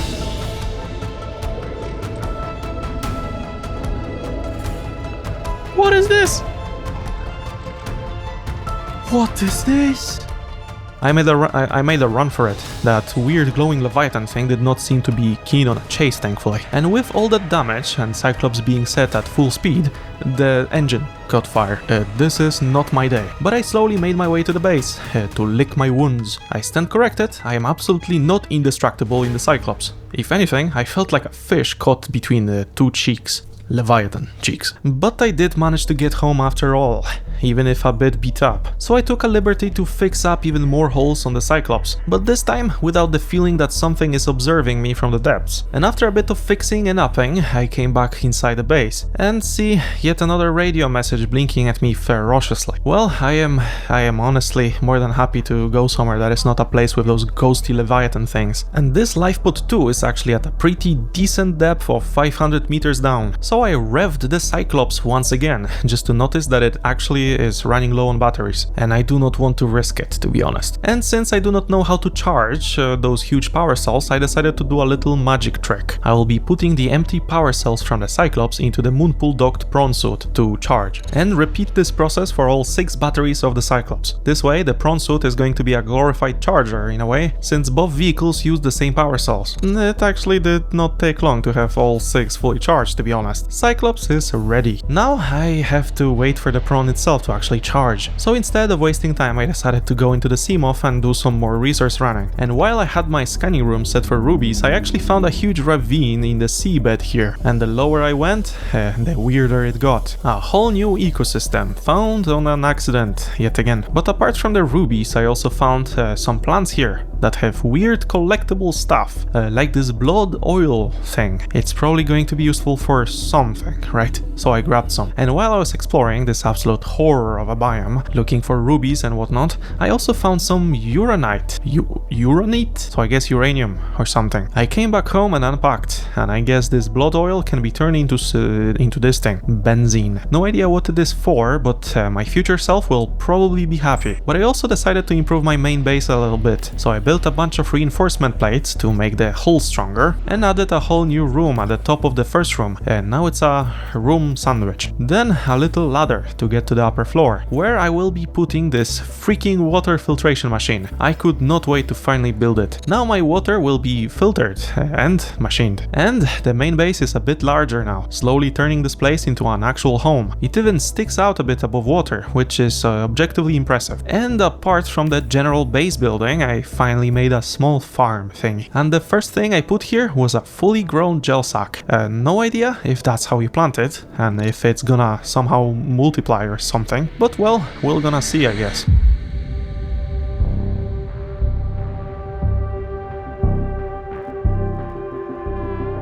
In the morning I decided to finally go for the lifeboat 2, so I used my prawn and put inside the Cyclops, consensually, and slowly made my way to the lifeboat's 2 coordinates, which was actually quite a bit of a journey. I even had to avoid the freaking reef bugs. Last thing I need is a full-blown collision with one of those underwater trucks. And hey, guess what? We are back in this blood kelp forest biome thingy that I just came back from. I seem to have a tendency of being just a little bit too early everywhere. I used the Cyclops' cameras to navigate a bit better, and hey, there it is, Lifepod 2. But yeah, surprise surprise, we might as well call it Crash Pod, or a lifeless pod, because this thing does not support humans anymore. So I entered the prawn suit and dropped like a freaking Avenger down there, into the kelp zone. And well, I can't pick up the data boxes in this thing, so I guess I will have to do it manually again. I just have to watch out for those freaking electric eels, or whatever this is. And hey, this time it's a depth module for the Cyclops. That's going to be extremely helpful in the near future. But apart from the data box, I naturally also found a PDA with the Lifeboat 2's last moments. But that was it, and nothing more around here. So I came back on board, and while I was trying to float up, I spotted yet another Leviathan. Good thing is, he did not spot me, so I managed to get to my base without issues. But the issues caught up with me anyway, because there is no electricity. So I either did not pay the interstellar bills, or water filtration really takes a toll on my energy grid here. And the gel sack also did not seem to grow either. So I hit it with a knife in frustration, and sure enough, it actually drops seeds. So I planted those, and yeah, that makes more sense. Next morning I went out in search for resources yet again. I need to make some more solar panels so my base does not die whenever I want some sparkling water. But also I need to craft that depth module thingy for Cyclops, which requires a bunch of titanium and some rubies. And what better place to farm materials than a huge wreck? So I decided to enter it to scan things. and at the same time get some titanium when the thing I'm scanning is already unlocked. But then I noticed some doors that need repairing, so I did that. And inside that room, a console with the easiest Polish word, cool. And apart from that, a PDA with testimonies of Alteran citizens, where they share how much they love being controlled by a huge galaxy-spanning corporation. But most importantly, I also found a poster. And hey, turns out that scanning already scanned stuff is a lucrative business, a bunch of titanium for free. So I came back home and turned it into ingots, another needed resource. And after that, I put a bunch more solar panels on top of that double cheeseburger room. Now making soda should not completely cripple my power grid, I hope. And since I have the ingredients, I made the Cyclops depth module, installed it, and now the Cyclops can go 900 meters deep instead of only 500. So I decided to start looking into this alien facility business yet again, and the next one being at the depth of 800 meters. So Cyclops got the upgrades just in time. But before all that, I need to do a couple of things. So I tended to the farm a bit and planted more gel sacks. Then I decided to make a battery charger. Finally, I will be free of making batteries to recharge my tools every time. I can now recycle them. And also, I slapped a bunch more solar panels on top of that base, you know? I don't want to take any chances that power will die on me when I need it the most. And after all that, I boarded the Cyclops. And apparently the next alien facility, the disease research facility, is in some cave with fossils, southwest from the enforcement facility. So the big cannon building. But before I go, I grabbed a bunch of alien stuff, like those cubes and purple keys. You never know what you're gonna need. And then I was ready. So I jumped on board of my dear Cyclops again and started making my way towards the alien enforcement facility, and from there head southwest to reach my new destination, the disease research alien facility. And after a minute or two of running the Cyclops in slow mode to save the battery, I reached the big gun. So now I turn southwest, and since the facility is supposed to be at a whopping 800 meters below the sea level, I had to slowly descend into the very approachable deep unknown. And I'm gonna be honest with you, I think I might have missed the mark a bit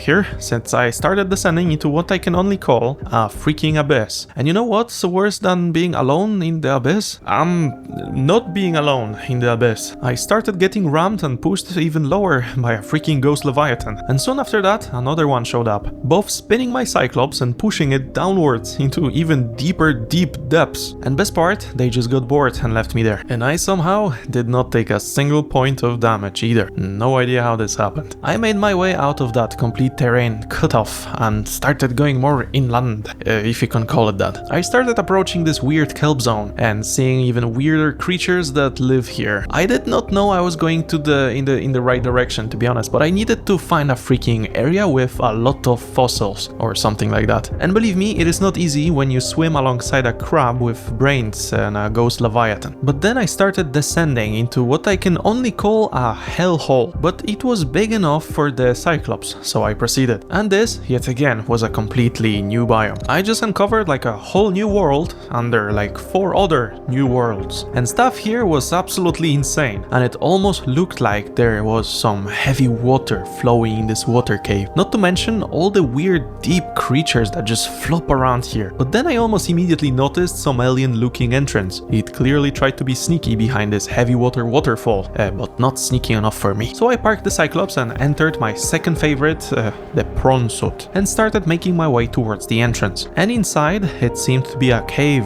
of some sort, or maybe a tunnel. No idea if this is what I came here for, but any alien stuff is good at this point. And at the end of this tunnel, I found one of those portal things. Still, did not seem to be operational in any way, so I guess that's it for this cave. So I left, but instead of going back to the Cyclops, I decided to explore this biome in my prawn suit. But then I heard a screech.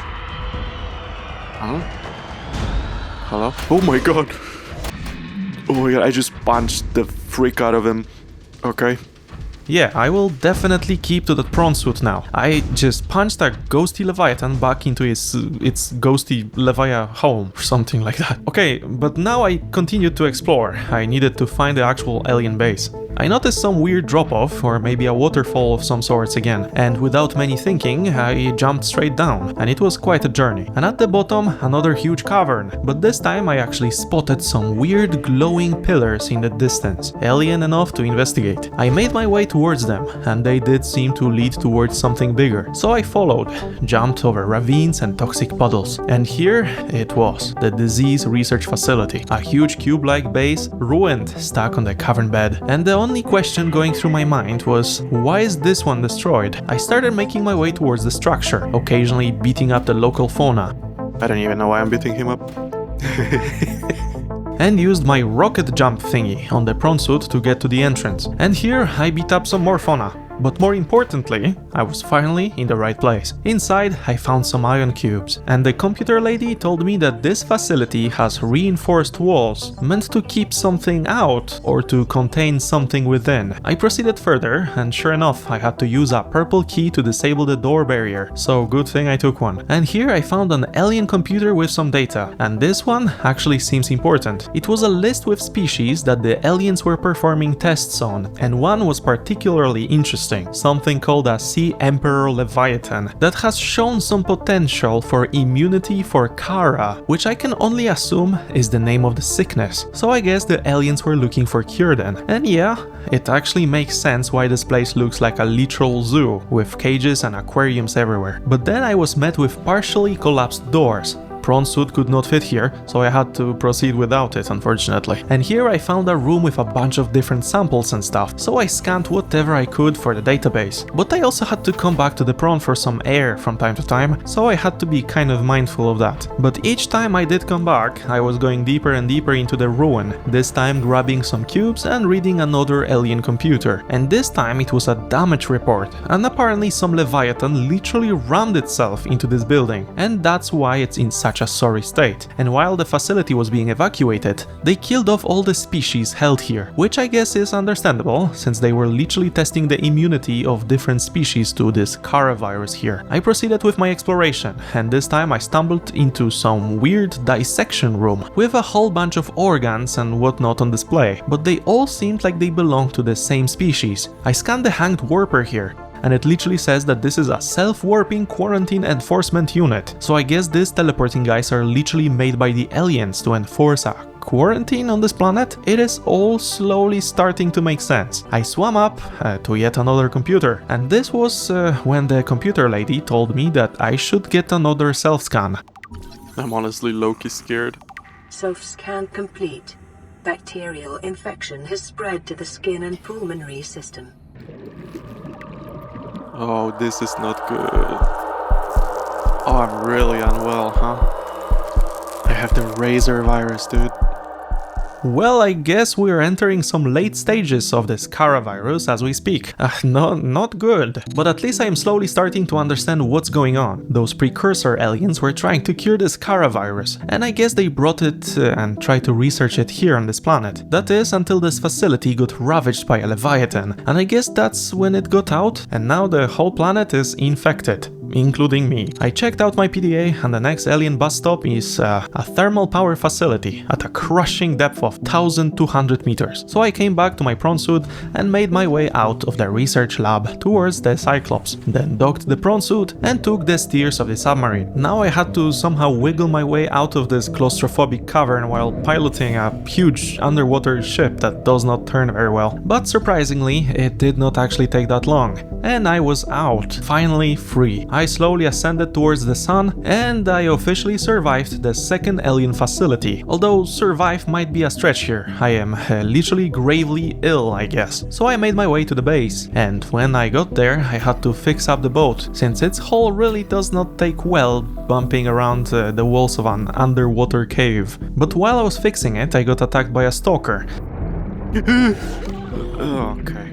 And this was the perfect opportunity to finally test out my rifle, of which existence I completely forgot. So I charged it up, and hey, I guess it does not kill. It just kind of traps whatever you hit with it in some sort of a field. Nice. I will totally not forget about the rifle ever again. But yeah, we are at home now, safe from the dangers of ghost leviathans and regular leviathans. And first thing I decided to do was make a modification station, which is the way to make better upgrades for vehicles. After all, I will have to dive extremely deep for that. that third alien facility, so better to be prepared. And I decided to build it in the moonpool room, because, I mean, where else? And this little box will allow me to make great progress now, since we have quite a bit of things to make here, and one of them, a freaking thermoblade, which is literally just a knife plus a battery. And I know I have the Cyclops and prawn suit and whatnot, but this knife, this is the coolest thing ever. And best part, it cooks the fish you hit with it. Like what? Okay, but now serious stuff. I need to deck out my vehicles with depth modules and maybe some extra stuff to prepare for the last thermal alien base. So I went out one more time for some resource farming runs, which is not the most interesting stuff ever, but it does take a lot of time, so I have to mention that legally. And whenever I had more or less enough titanium and all that good stuff, I was processing it ASAP. And the first thing that I crafted was the Seam of Depth module MK2, and then immediately MK3. But apart from that, a Seam of Solar Charger upgrade, so that the Seam of can recharge with the energy of the sun. And just as a little bonus, a hull upgrade, so it's just slightly more durable. And now the Seam of is fully upgraded. No idea if this is a good choice of upgrades, but this will have to do. But now the real deal, I had to find nickel ore for the Cyclops depth module, and apparently the only place to find it is this green hellscape where I've recently escaped from. But this time no need for the Cyclops, since the Seamoth can now withstand the depth of up to 900 meters. And on my way to the nickel biome I stumbled upon this weird vent. No idea what this is, and in retrospective I probably should have scanned it, but oh well. But anyway, I got to this river biome again, and it was tenfold easier than in Cyclops, I'm not even going to lie. And here I gathered some new stuff that I completely ignored last time, like crystalline sulfur, but I did have problems finding nickel, though. I was even using the sonar to maybe somehow highlight it, but to no avail. And yeah, I also had to survive whatever was attacking pretty much constantly. Repair tool is an absolute must-have here. After a couple of minutes I decided to explore this waterfall abyss, and there, on the back wall, I actually found some nickel. A nickelback, you could say. And I made sure to pick up as much of it as possible. Also, as much rubies, diamonds and all that goodness that was here. Not going to lie, Seamoth felt much better for such a little swift mission. And while I was going back home, I got attacked by another Reaper Leviathan, seemingly protecting some kind of a wreck. Jesus, okay. Let's hope he didn't see me. Okay. Oh, I see. Okay, something new. Oh, that's what I need, exactly. I got a drill arm for the prawn, I freaking knew it, so you can dig those big mineral deposits with it. So the first thing I made when I came back home was exactly that, a freaking drill arm. And then immediately I equipped it. Since there is still a slot for the other arm, I guess prawn suit is really customizable. But yeah, the next thing I made was Cyclops depth module 2, and then I noticed I unlocked a reinforced full bodysuit. And to make it you actually need this benzene that I made centuries ago. So I gathered a bit of plant material with my lightsaber and made the bodysuit. And I'm looking kinda good. Nice. After that I went to install the depth module for Cyclops, and holy, 1300 meters. I guess Cyclops is a thermal facility ready. Then I thought to myself, why not make the prawn suit depth module as well? So I made one. And also a prawn suit jump jet upgrade, which I guess enhances the jump with a jet, and it's an upgrade. And hell, why not slap a whole reinforcement on that tank as well? Yeah, why not? And now I have more or less upgraded set of vehicles that should be able to go deeper than ever. And each of the vehicles has their own strengths now. Prawn suit with drills, jets, more health and a depth module, Cyclops capable of sustaining depths of 1300 meters, and the Seamoth, which is now powered by the sun, has a sonar, more health and can go deeper than ever. Is it the best we can do? Probably not, but this is what we got. And the target? Thermal power facility at depth of 1200 meters in an area of intensive volcanic activity. So I docked the prawn suit in the Cyclops and decided to go scout the area first with my Seamoth. We are going back to the river biome, since apparently this is where we are supposed to go through to get to the lava biomes. So I found the entrance, which is pretty easy with the Seamoth, but then I started getting viciously attacked by a warper. No idea why they are so aggressive all of a sudden. They used to be pretty friendly at first, to be honest. But after I ran away, I left a beacon right on top of the river biome's entrance, so that I have an easier time navigating here in the Cyclops. After that I came back home and made a bunch of power cells. I do not want to get stuck in the caves with nothing something to power the Cyclops with, so better safe than sorry. And since we're going to do alien stuff, I made some purple tablets, just in case. And after that, full commitment. We are going to the river again, and I swear this beacon thing was the best idea ever. It was so easy to find the entrance this time. No abyss, no leviathans, and no ships on fire. So I made my way down. That's the hardest part probably, since there is literally barely any space for the Cyclops to work with. Not to mention I jinxed the no leviathans thing, because I met one immediately, and he's right there where I need to go. But the Cyclops is in the silent running mode. The leviathan did not seem to mind me at all, so I made my way through the first cavern quite easily. Then I somehow had to squeeze the Cyclops yet again down this waterfall hole, where I gathered nickel last time, I think. And slowly but surely I was making progress. This is some cave diving stuff, quite literally. And now I got to the second cavern floor. This is deeper than I have ever managed to go with Cyclops. We are right next to those glowing alien pillars, but we are meant to go even deeper now. I proceeded with my underwater exploration further, and literally the next thing I see is a glowing avatar-style tree with those manta rays flying around it like moths. And honestly, it was kind of peaceful here. No scary fish, no leviathans, just vibes and cool aliens dancing around the tree. But right behind this tree there was a clear drop-off, and this is exactly where I am supposed to go, I guess. So I started to slowly descend from a peaceful manta tree to an absolute unknown at the lowest depths I have ever been at. And this is where I started to notice the first lava, which indicates volcanic activity, I guess. We are on the right track, as much as I hate to say that. And immediately after entering this biome, some weird caterpillars started attaching themselves to my Cyclops. They did not seem to do much or even damage the hull in any way, so I guess I am now an underwater Uber, but for free and with better customer support. I quickly found the right way, since there doesn't seem to be much choice as to where to go, but after a moment of swimming at a slow pace, I enter yet another huge cavern, and this definitely is what we're looking for. The only problem being, something huge is swimming here with me, and I definitely do not want to be in its way. After a moment of circling around, I found a huge hole in the cavern floor here, and there clearly was some sort of an entrance here. Unfortunately, this was deeper than 1300 meters, so I literally do not have any vehicles capable of going here, yet at least. But soon after realizing that, I got another vision. I am what you seek. Want to help you. After that I started going up. The alien facility should be at 1200 meters. Anyway, so let's look around that depth. And to be honest, I decided to actually jump into my prawn here to save batteries on the Cyclops. But I also wanted to dig some resources which I have never seen before, like this kyanite crystal stuff. I mean, look at this drill arm go. I also noticed that there is a huge underground mountain of sorts, and I wanted to explore it as well. And while I was doing so, I noticed some green light, and sure enough, it was an alien doorway into the mountain. So I proceeded to explore it, and after a short moment of strolling through it, I think I found what I was looking for. A huge alien facility hidden within the core of a rock lava mountain. So I used my newly acquired rocket jump to get to the entrance, and continued the alien ruin exploration like it's Tuesday. But then I noticed a big deposit of iron cubes that was drillable. Now I will be able to make quite a bunch of alien keys, huh? Then I noticed that this particular facility is swarmed with little spider robots. No idea if they're aggressive or not, but so far they seem to ignore me. Further into the facility, I noticed one of those energy barriers, so I disabled it with a purple key. And here, to my absolute surprise, I found a blue-colored alien tablet. And soon after that, I got another vision. Come here. To me.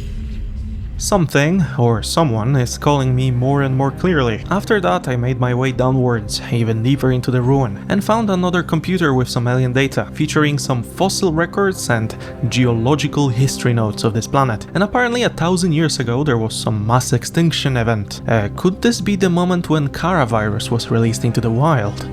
After that I put another tablet on a console, opening me yet another path forward, and here, in the most epic alien computer so far, I found some data on yet another alien facility, even deeper in the lava biome, a primary containment facility at the depth of 1400 meters, but containing what? After that I picked up another data computer, something about iron cubes, and started making my way out of the facility. And when I got to the Cyclops, I built myself a nice little modification station, and here a prawn prawn suit upgrade to be able to go even deeper to the next facility, since I really did not see myself going back now. And now the prawn suit can go 1700 meters down. Wow. So now I have to go to this other facility, and I have an idea where it might be. So I came back to that huge hole I entered before and parked Cyclops right on the verge of its depth capabilities. I entered the prawn and dropped down. Literal gates of hell await me. I jumped down and I guess we're in Florida now. And my target was right there too. So I jumped from rock to rock, playing an intense game of floor is lava. And hey, I guess this huge Leviathan Cthulhu guy can breathe fire. Cool. So I quickly made my escape into the alien facility and I managed to not get my prawn cooked. The only thing I wonder is how the hell am I going to go back with this guy circling around? But all in all, I did manage to get where I'm supposed to be, the primary containment facility. So I put a blue tablet on the console to open the doors and went further into the building. And holy, this is a huge room. And my computer lady translated the local alien broadcast. And apparently a vaccine program that aliens were doing here ultimately got terminated, including hatching eggs of the Emperor Leviathan, the one that showed immunity to the Kara accordingly to the notes I found in the research facility, which means the eggs might still be here. But then I got instantly distracted by all the shiny new things that I was able to scan here. And also I found more of those spider robot guys. They were slightly less friendly this time, I think. And after playing around with that guy for a second, I went up to this huge gate and opened it with one of those fancy blue keys. And here I found a freaking pool, so of course I jumped in. But I could have never expected what will happen to me here.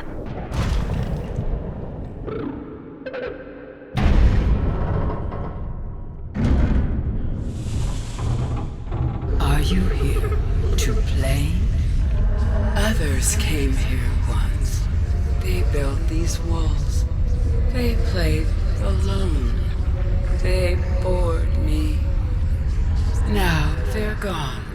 And instead, we have you. We are curious whether you swim with the current or fight against it, as they did. A huge freaking Sea Emperor Leviathan showed up and started talking to me in my head. Well, I was locked in a big aquarium with a talking Leviathan, but then I noticed a set of Sea Emperor eggs right in the middle of the room. So I put an ion cube to power this little contraption up, and that prompted the Sea Emperor Leviathan to show me the way and help hatch her eggs. And in return, I guess we'll get a cure. If you help us, I will give you freely what the others tried in vain to take. The Leviathan uncovered one of those weird portals I stumbled upon before, but this time I could actually power it up with an ion cube, and voila, it is working, I hope. Then after a short monologue, the Sea Emperor gave me a recipe for hatching enzymes, and it takes quite a bit of various plants to craft it. So I guess I have a pretty straightforward task now: hatch the eggs of a creature that will, I guess, spread the immunity to this Kara sickness somehow. So I jumped into the portal that the Sea Emperor opened, and hey, I actually ended up in the first facility, the enforcement one. So I came back the same way I came here, jumped out of the Sea Emperor's aquarium and retraced my steps back to the huge hall, since we have more doorways to explore here. So I went into the first one, on the right, and here I found another portal, so I powered it up with an ion cube. I have no idea where I am. Oh, I think I've been here. Okay, so this one is now open, okay. I came back and went through the next door, and here I found some weird room with tubes and stuff, and a computer with some ventilation data, so I'm assuming this is connected to those vents I saw on the surface sometimes. Then I went through another doorway, and here another portal, which needs powering, so I ion cubed this one too, and after going through this one, I don't think I remember this location. Then I went into another room, and here yet another portal, third one already, so I repeated the process as usual. I continued the exploration, checking all doorways in a clockwise fashion, and in this one I managed to get into some species archives, and from a computer here I picked up some notes about the Sea Emperor Leviathan itself, and apparently it produces something called an enzyme 42, which literally neutralizes the Kara virus. Alright, but then I proceeded to the last room, and here a portal again, so I powered it up. Last one. But then I connected the dots. those portals lead to different biomes and I need to search for plant samples for a hatching enzyme. What if each portal leads to a biome with one of those plants? So I decided to test this theory and went through the first portal once more, and after leaving the little portal cave I managed to slash one of the plants here, and sure enough that was it. The first ingredients for the enzyme. I just needed to not die while trying to make it. So I started going through each of the portals, looking for each of the plants necessary to make the enzymes. And to be fair, this was not hard at all. But what troubled me was that I only have 4 portals, but 5 ingredients to get. But for now I focus on gathering the stuff that I can find, and it was going pretty good. In no time I managed to visit all the portals and get each of the plant samples, even if weird stuff was happening to me. What? I can't swim here. There's no water here. What? Now I need to find the last one, so I went with the only logical answer, the 5th portal being the one in the Sea Emperor's aquarium, leading to the first facility. But no matter how long I was looking, I could not find that weird glowy flower looking thing, so I decided to start looking a bit closer, around the Sea Emperor's aquarium itself, and sure enough, after some struggle, I managed to find some in some random crevice. Oh my god, okay. I guess it's just growing there.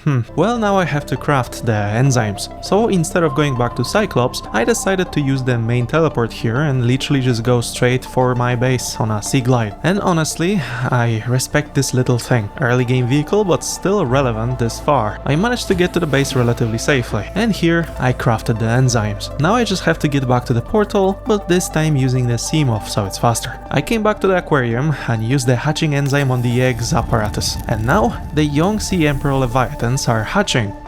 Oh, this is crazy.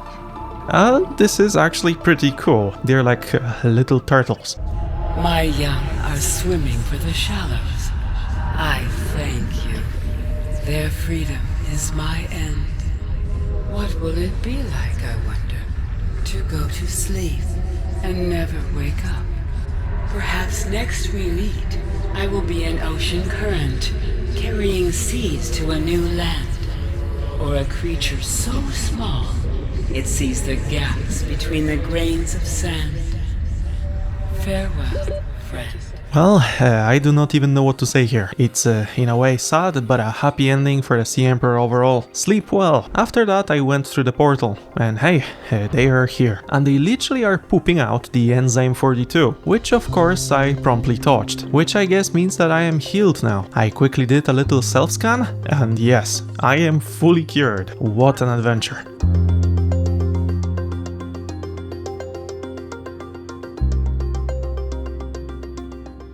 I started the day by looking into building this rocket thing to get me off this planet finally. Nothing really holds me here anymore, I think. And honestly, the platform itself is not expensive at all. But then I remembered, Cyclops is still in the depths. So I decided to make it my honor mission to pick up the Cyclops and the prawn suit from the lava hellscape somehow. So first I picked up the prawn suit, which was just outside the main portal next to the first alien facility. I just kinda left it here, I guess. And now I had to retrace my steps towards the Cyclops. And hey, that Sea Emperor here is the saddest thing I've ever seen in my life. But I guess everything has an end, no matter how big. So I went back through the facility, and now I have to somehow avoid that freaking dragon squid in the distance. So I started jumping rock to rock like last time. But this time, this dragon guy literally grabbed me and threw me into the molten lava. Thankfully, the rocket jump upgrade actually let me fall pretty safely and accurately. I did have to fix the suit though. And after that, I managed to get to the Cyclops. So I quickly boarded the man and made my way out of this hellhole. And despite the terrible visibility, I managed to see a spot where I could ascend. And best part is, I think I managed to find a completely different entrance, perfectly suited for the Cyclops. There was a lot of space here, and all I had to do was just swim straight and get out. So I started wondering, how did I manage to jump my Cyclops through the smallest hole to get here and did not notice this absolute chasm of an entrance here?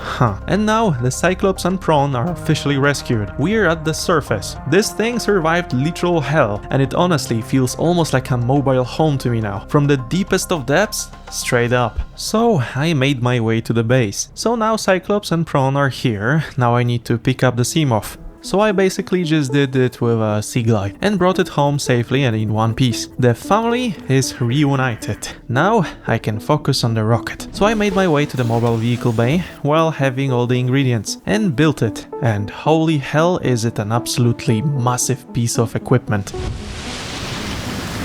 probably the biggest thing I have ever built so far here. I climbed on one of the ladders here, and yeah, it is definitely a rocket platform. Absolutely massive. And we even have a little console here that will help me build the rocket piece by piece. But first, the gantry for the rocket. And thankfully it's pretty cheap overall. So I went back to the base and made some of that plasteel stuff from titanium. Grabbed the lubricant from my storage, since I still had some, and swam around grabbing some copper for the wires. After that I came back to the launch pad and started building the gantry. And this kind of officially kickstarts my rocket building efforts. The gantry is ready and we just need the rocket. And based on the height of this thing, the rocket is not small. It is at least average sized. And the first actual part of it, the boosters and the materials, are already more expensive, but very much doable, especially since I still have a bunch of nickel from last time. So I swam around scanning some stuff for materials, mined a bunch around the shallows. And hey, since we need aerogel, I finally can use some stuff from my gel sack farm. I was really worried that this farm would be kind of useless after all. So I made some of that aerogel and came back to the launch pad once more and started the rocket boosters construction. And I'm not going to lie, this thing is huge. Much bigger than I thought it's gonna be. Well, I guess we officially have the boosters, so the rocket can boost me out of here. And the next thing on the list, the fuel reserve. And yet again, seems like resource-wise, I have most of this stuff somewhere around my base. Well, perks of picking everything up within an arm's reach, I guess. So I picked kyanite from the prawn suit and then some rubber glowy thingies for the rubber. And now I need to make some new stuff, ion batteries. And they are literally just ion cubes coated in gold and silver. Then I made some rubber and now I am connecting the ion cubes and the rubber for the ion power cells. And the next morning I went up to the launch pad and started building the fuel reserves. And really, this freaking rocket is getting even more massive. Boosters and the fuel reserve are done. Now, the last and most important part. It is time to build the cockpit. But this is the moment when I realized that I have a serious problem. I do not have the recipe for the Cyclops shield generator, which is one of the ingredients here. And that's the tricky part. It could be in any data box, anywhere, in this whole freaking ocean. So I decided to hop in my Seamoth and start looking for wrecks. There has to be something I missed. And I assume that each biome has to have at least one huge wreck in it. No idea if that's correct, but that's the hunch I was going off of. I did manage to find one though, in this glowy blue bulb kingdom, and it was just resting here in this huge ravine, suspended in between a cliff and a rock. And of course, I've never been here, since there is an unopened data box like right here in the open. And this one turned out to be a Cyclops depth module MK1, and while it is not what I'm looking for, it confirms that Cyclops upgrades can be found in those boxes here. I continued the search and found another, smaller wreck in the middle of this dune biome, right within reach of some screeching leviathan. Cool. I managed to get inside and here I found some random clutter to be picked up, and behind some doors that had to be laser opened, I found some huts and a coffee machine. Not what I'm looking for, but I'll take it. I continued with the search, and not far from the previous one, I found another wreck, but also a Reaper Leviathan swimming like right next to it at all times. And inside I found a data box with a water filtration suit. That would have been very helpful much earlier. I cut another door open and inside I found a fragment of power cell charger. Gosh, I wish I found this wreck so much earlier. And just as I was about to leave, I got grabbed by a freaking Reaper guarding this area. Thankfully, it lost interest quite quickly, but that always gives me literal chills. After that I went to this kelp horror biome, and here I found yet another wreck. And immediately I found a Cyclops fire suppression system in the data box outside, and inside a data box with a Cyclops sonar upgrade. I guess we're getting everything but the shields today. So I continued with the exploration, and hey, right next to the kelp biome I found some weird walking creatures. I swear I have never seen those, and I did some distance in this game already. They seemed to be walking alongside some weird underwater pathway, so I followed, and after some time I found yet another huge wreck, or maybe two wrecks leaning against one another. No idea, but that's how it looks like. And hey, I actually did get here before, based on this open data box here outside, but I clearly did not do a good job back then, since now I managed to find an opening to get inside the wreck itself. I guess this time I knew what to expect, since most of those wrecks can be entered. Maybe I did not know that back then. And hey, I found a Cyclops docking bay repair module. Anything but the shields, huh? But wait a minute, after circling around the wreck some more, I found yet another open doors. And here, doors that need some laser treatment. But here in this room, another data box, and within it... Okay, this is what I needed. I found it. Cyclops shield generator. the freaking Cyclops shield generator. I ventured across the entire map to find this, and it turns out it was here, in a wreck which I thought I had explored before. God damn it. And the shield generator recipe involves polyaniline, which I have no idea how to make. So I came back home and started off with the most important stuff. I put my new Clatter toys on my bed, because it looks cooler this way. But now, what is this polyaniline? And you make it from gold and... okay, hydrochloric acid, which you make from mushrooms and some salt. Alright, so I swam around and grabbed some, since I do have salt already. And... nope. I need deep mushrooms, not those acid ones from the shallows. My mistake. So I went to the kelp biome and grabbed some of those deep mushies. Don't ask me how I know they are here, it took me way too long to figure this out. After that I came back home and crafted the acid, and then the whatever. Then I quickly swam to the Cyclops, since this is where you craft the Cyclops upgrades, and crafted the shield generator. So much work for one item. So after that I quickly made my way to the rocket launch pad. Finally, the last part of the rocket, the cockpit. And this way, the rocket that will take me back home is done. The biggest project I have ever worked on in this game is finally finished. And it looks freaking awesome as well. But before I go into the stars, there are still like 2 things that I need to do. So I hopped into the Seamoth once again and made my way to the first alien facility. I swam through the opening in the bottom and parked my Seamoth right here in the pool. Then I made my way through the facility and walked up to the computer. I touched the button and a snake-like robot stabbed me in my arm. And this was the moment when the entire enforcement facility was disabled. Since I am no longer sick, the facility could be rightfully disabled and not shoot my rocket out of the sky when I try to escape. So I made my way through the now disabled facility to the pool room with my Seamoth. And one last time, get out of here. This is the last time I'm swimming through these waters. The deed is done, the planet cured, and the ecosystem saved. So I quickly made my way to the base once more. And now I decided to do one more thing, since I still have a couple of days left before hitting 100.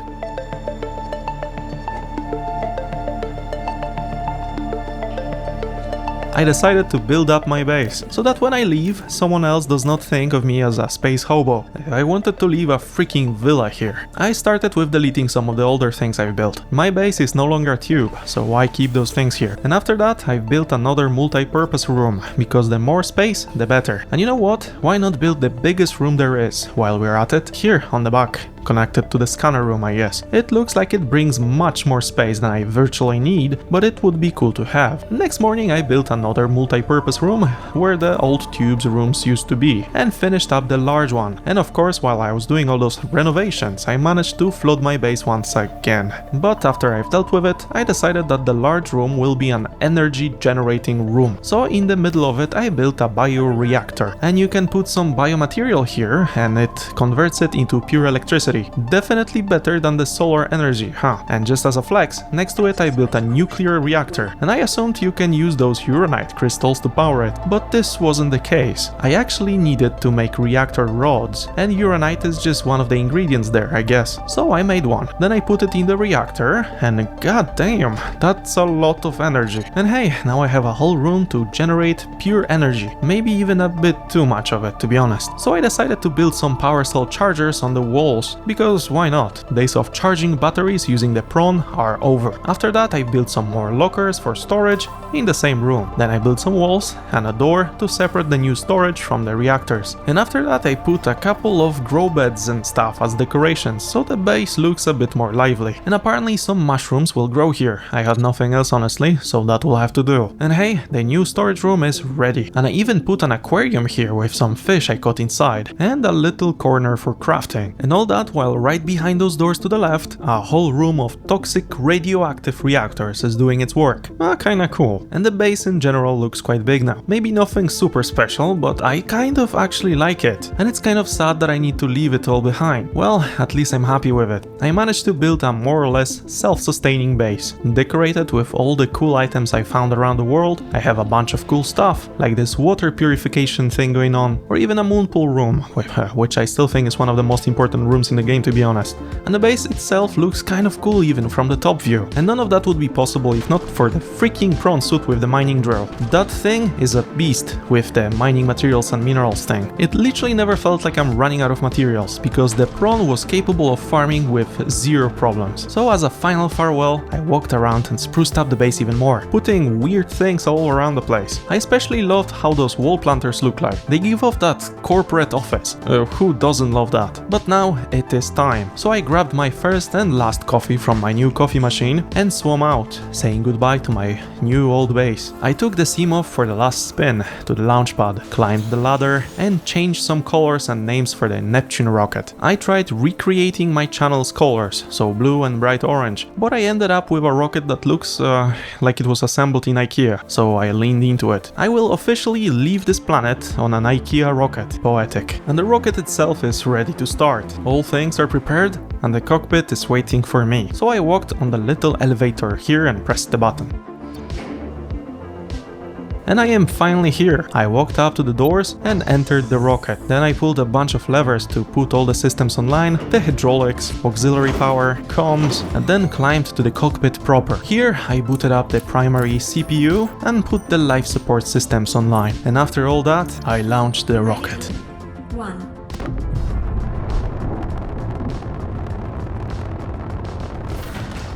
Time capsule jettisoned.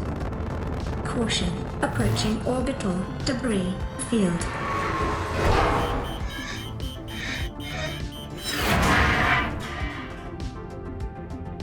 Confirm destination coordinates. Nearest interstellar phase gate. Engaging ion boosters in 3, 2, 1.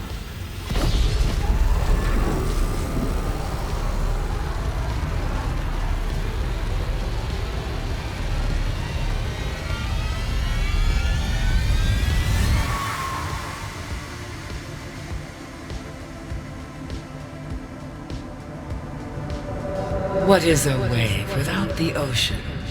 A beginning without an end. They are different, but they go together. Now you go among the stars, and I fall among the sand. We are different, but we go together. Thank you all for watching, I hope you had a good time. My 100 days of Subnautica is completed, and I think I did pretty okay for a first time player. Definitely not perfect, lots of mistakes and missed opportunities, but the most important part is that I had a hell of a good time playing this masterpiece. Please make sure to check out my other videos, subscribe and maybe leave a comment like, oh damn, you really did a nice rocket there, or something like that. That would be super cool. That would be like the best comment ever. Thank you again and bye bye.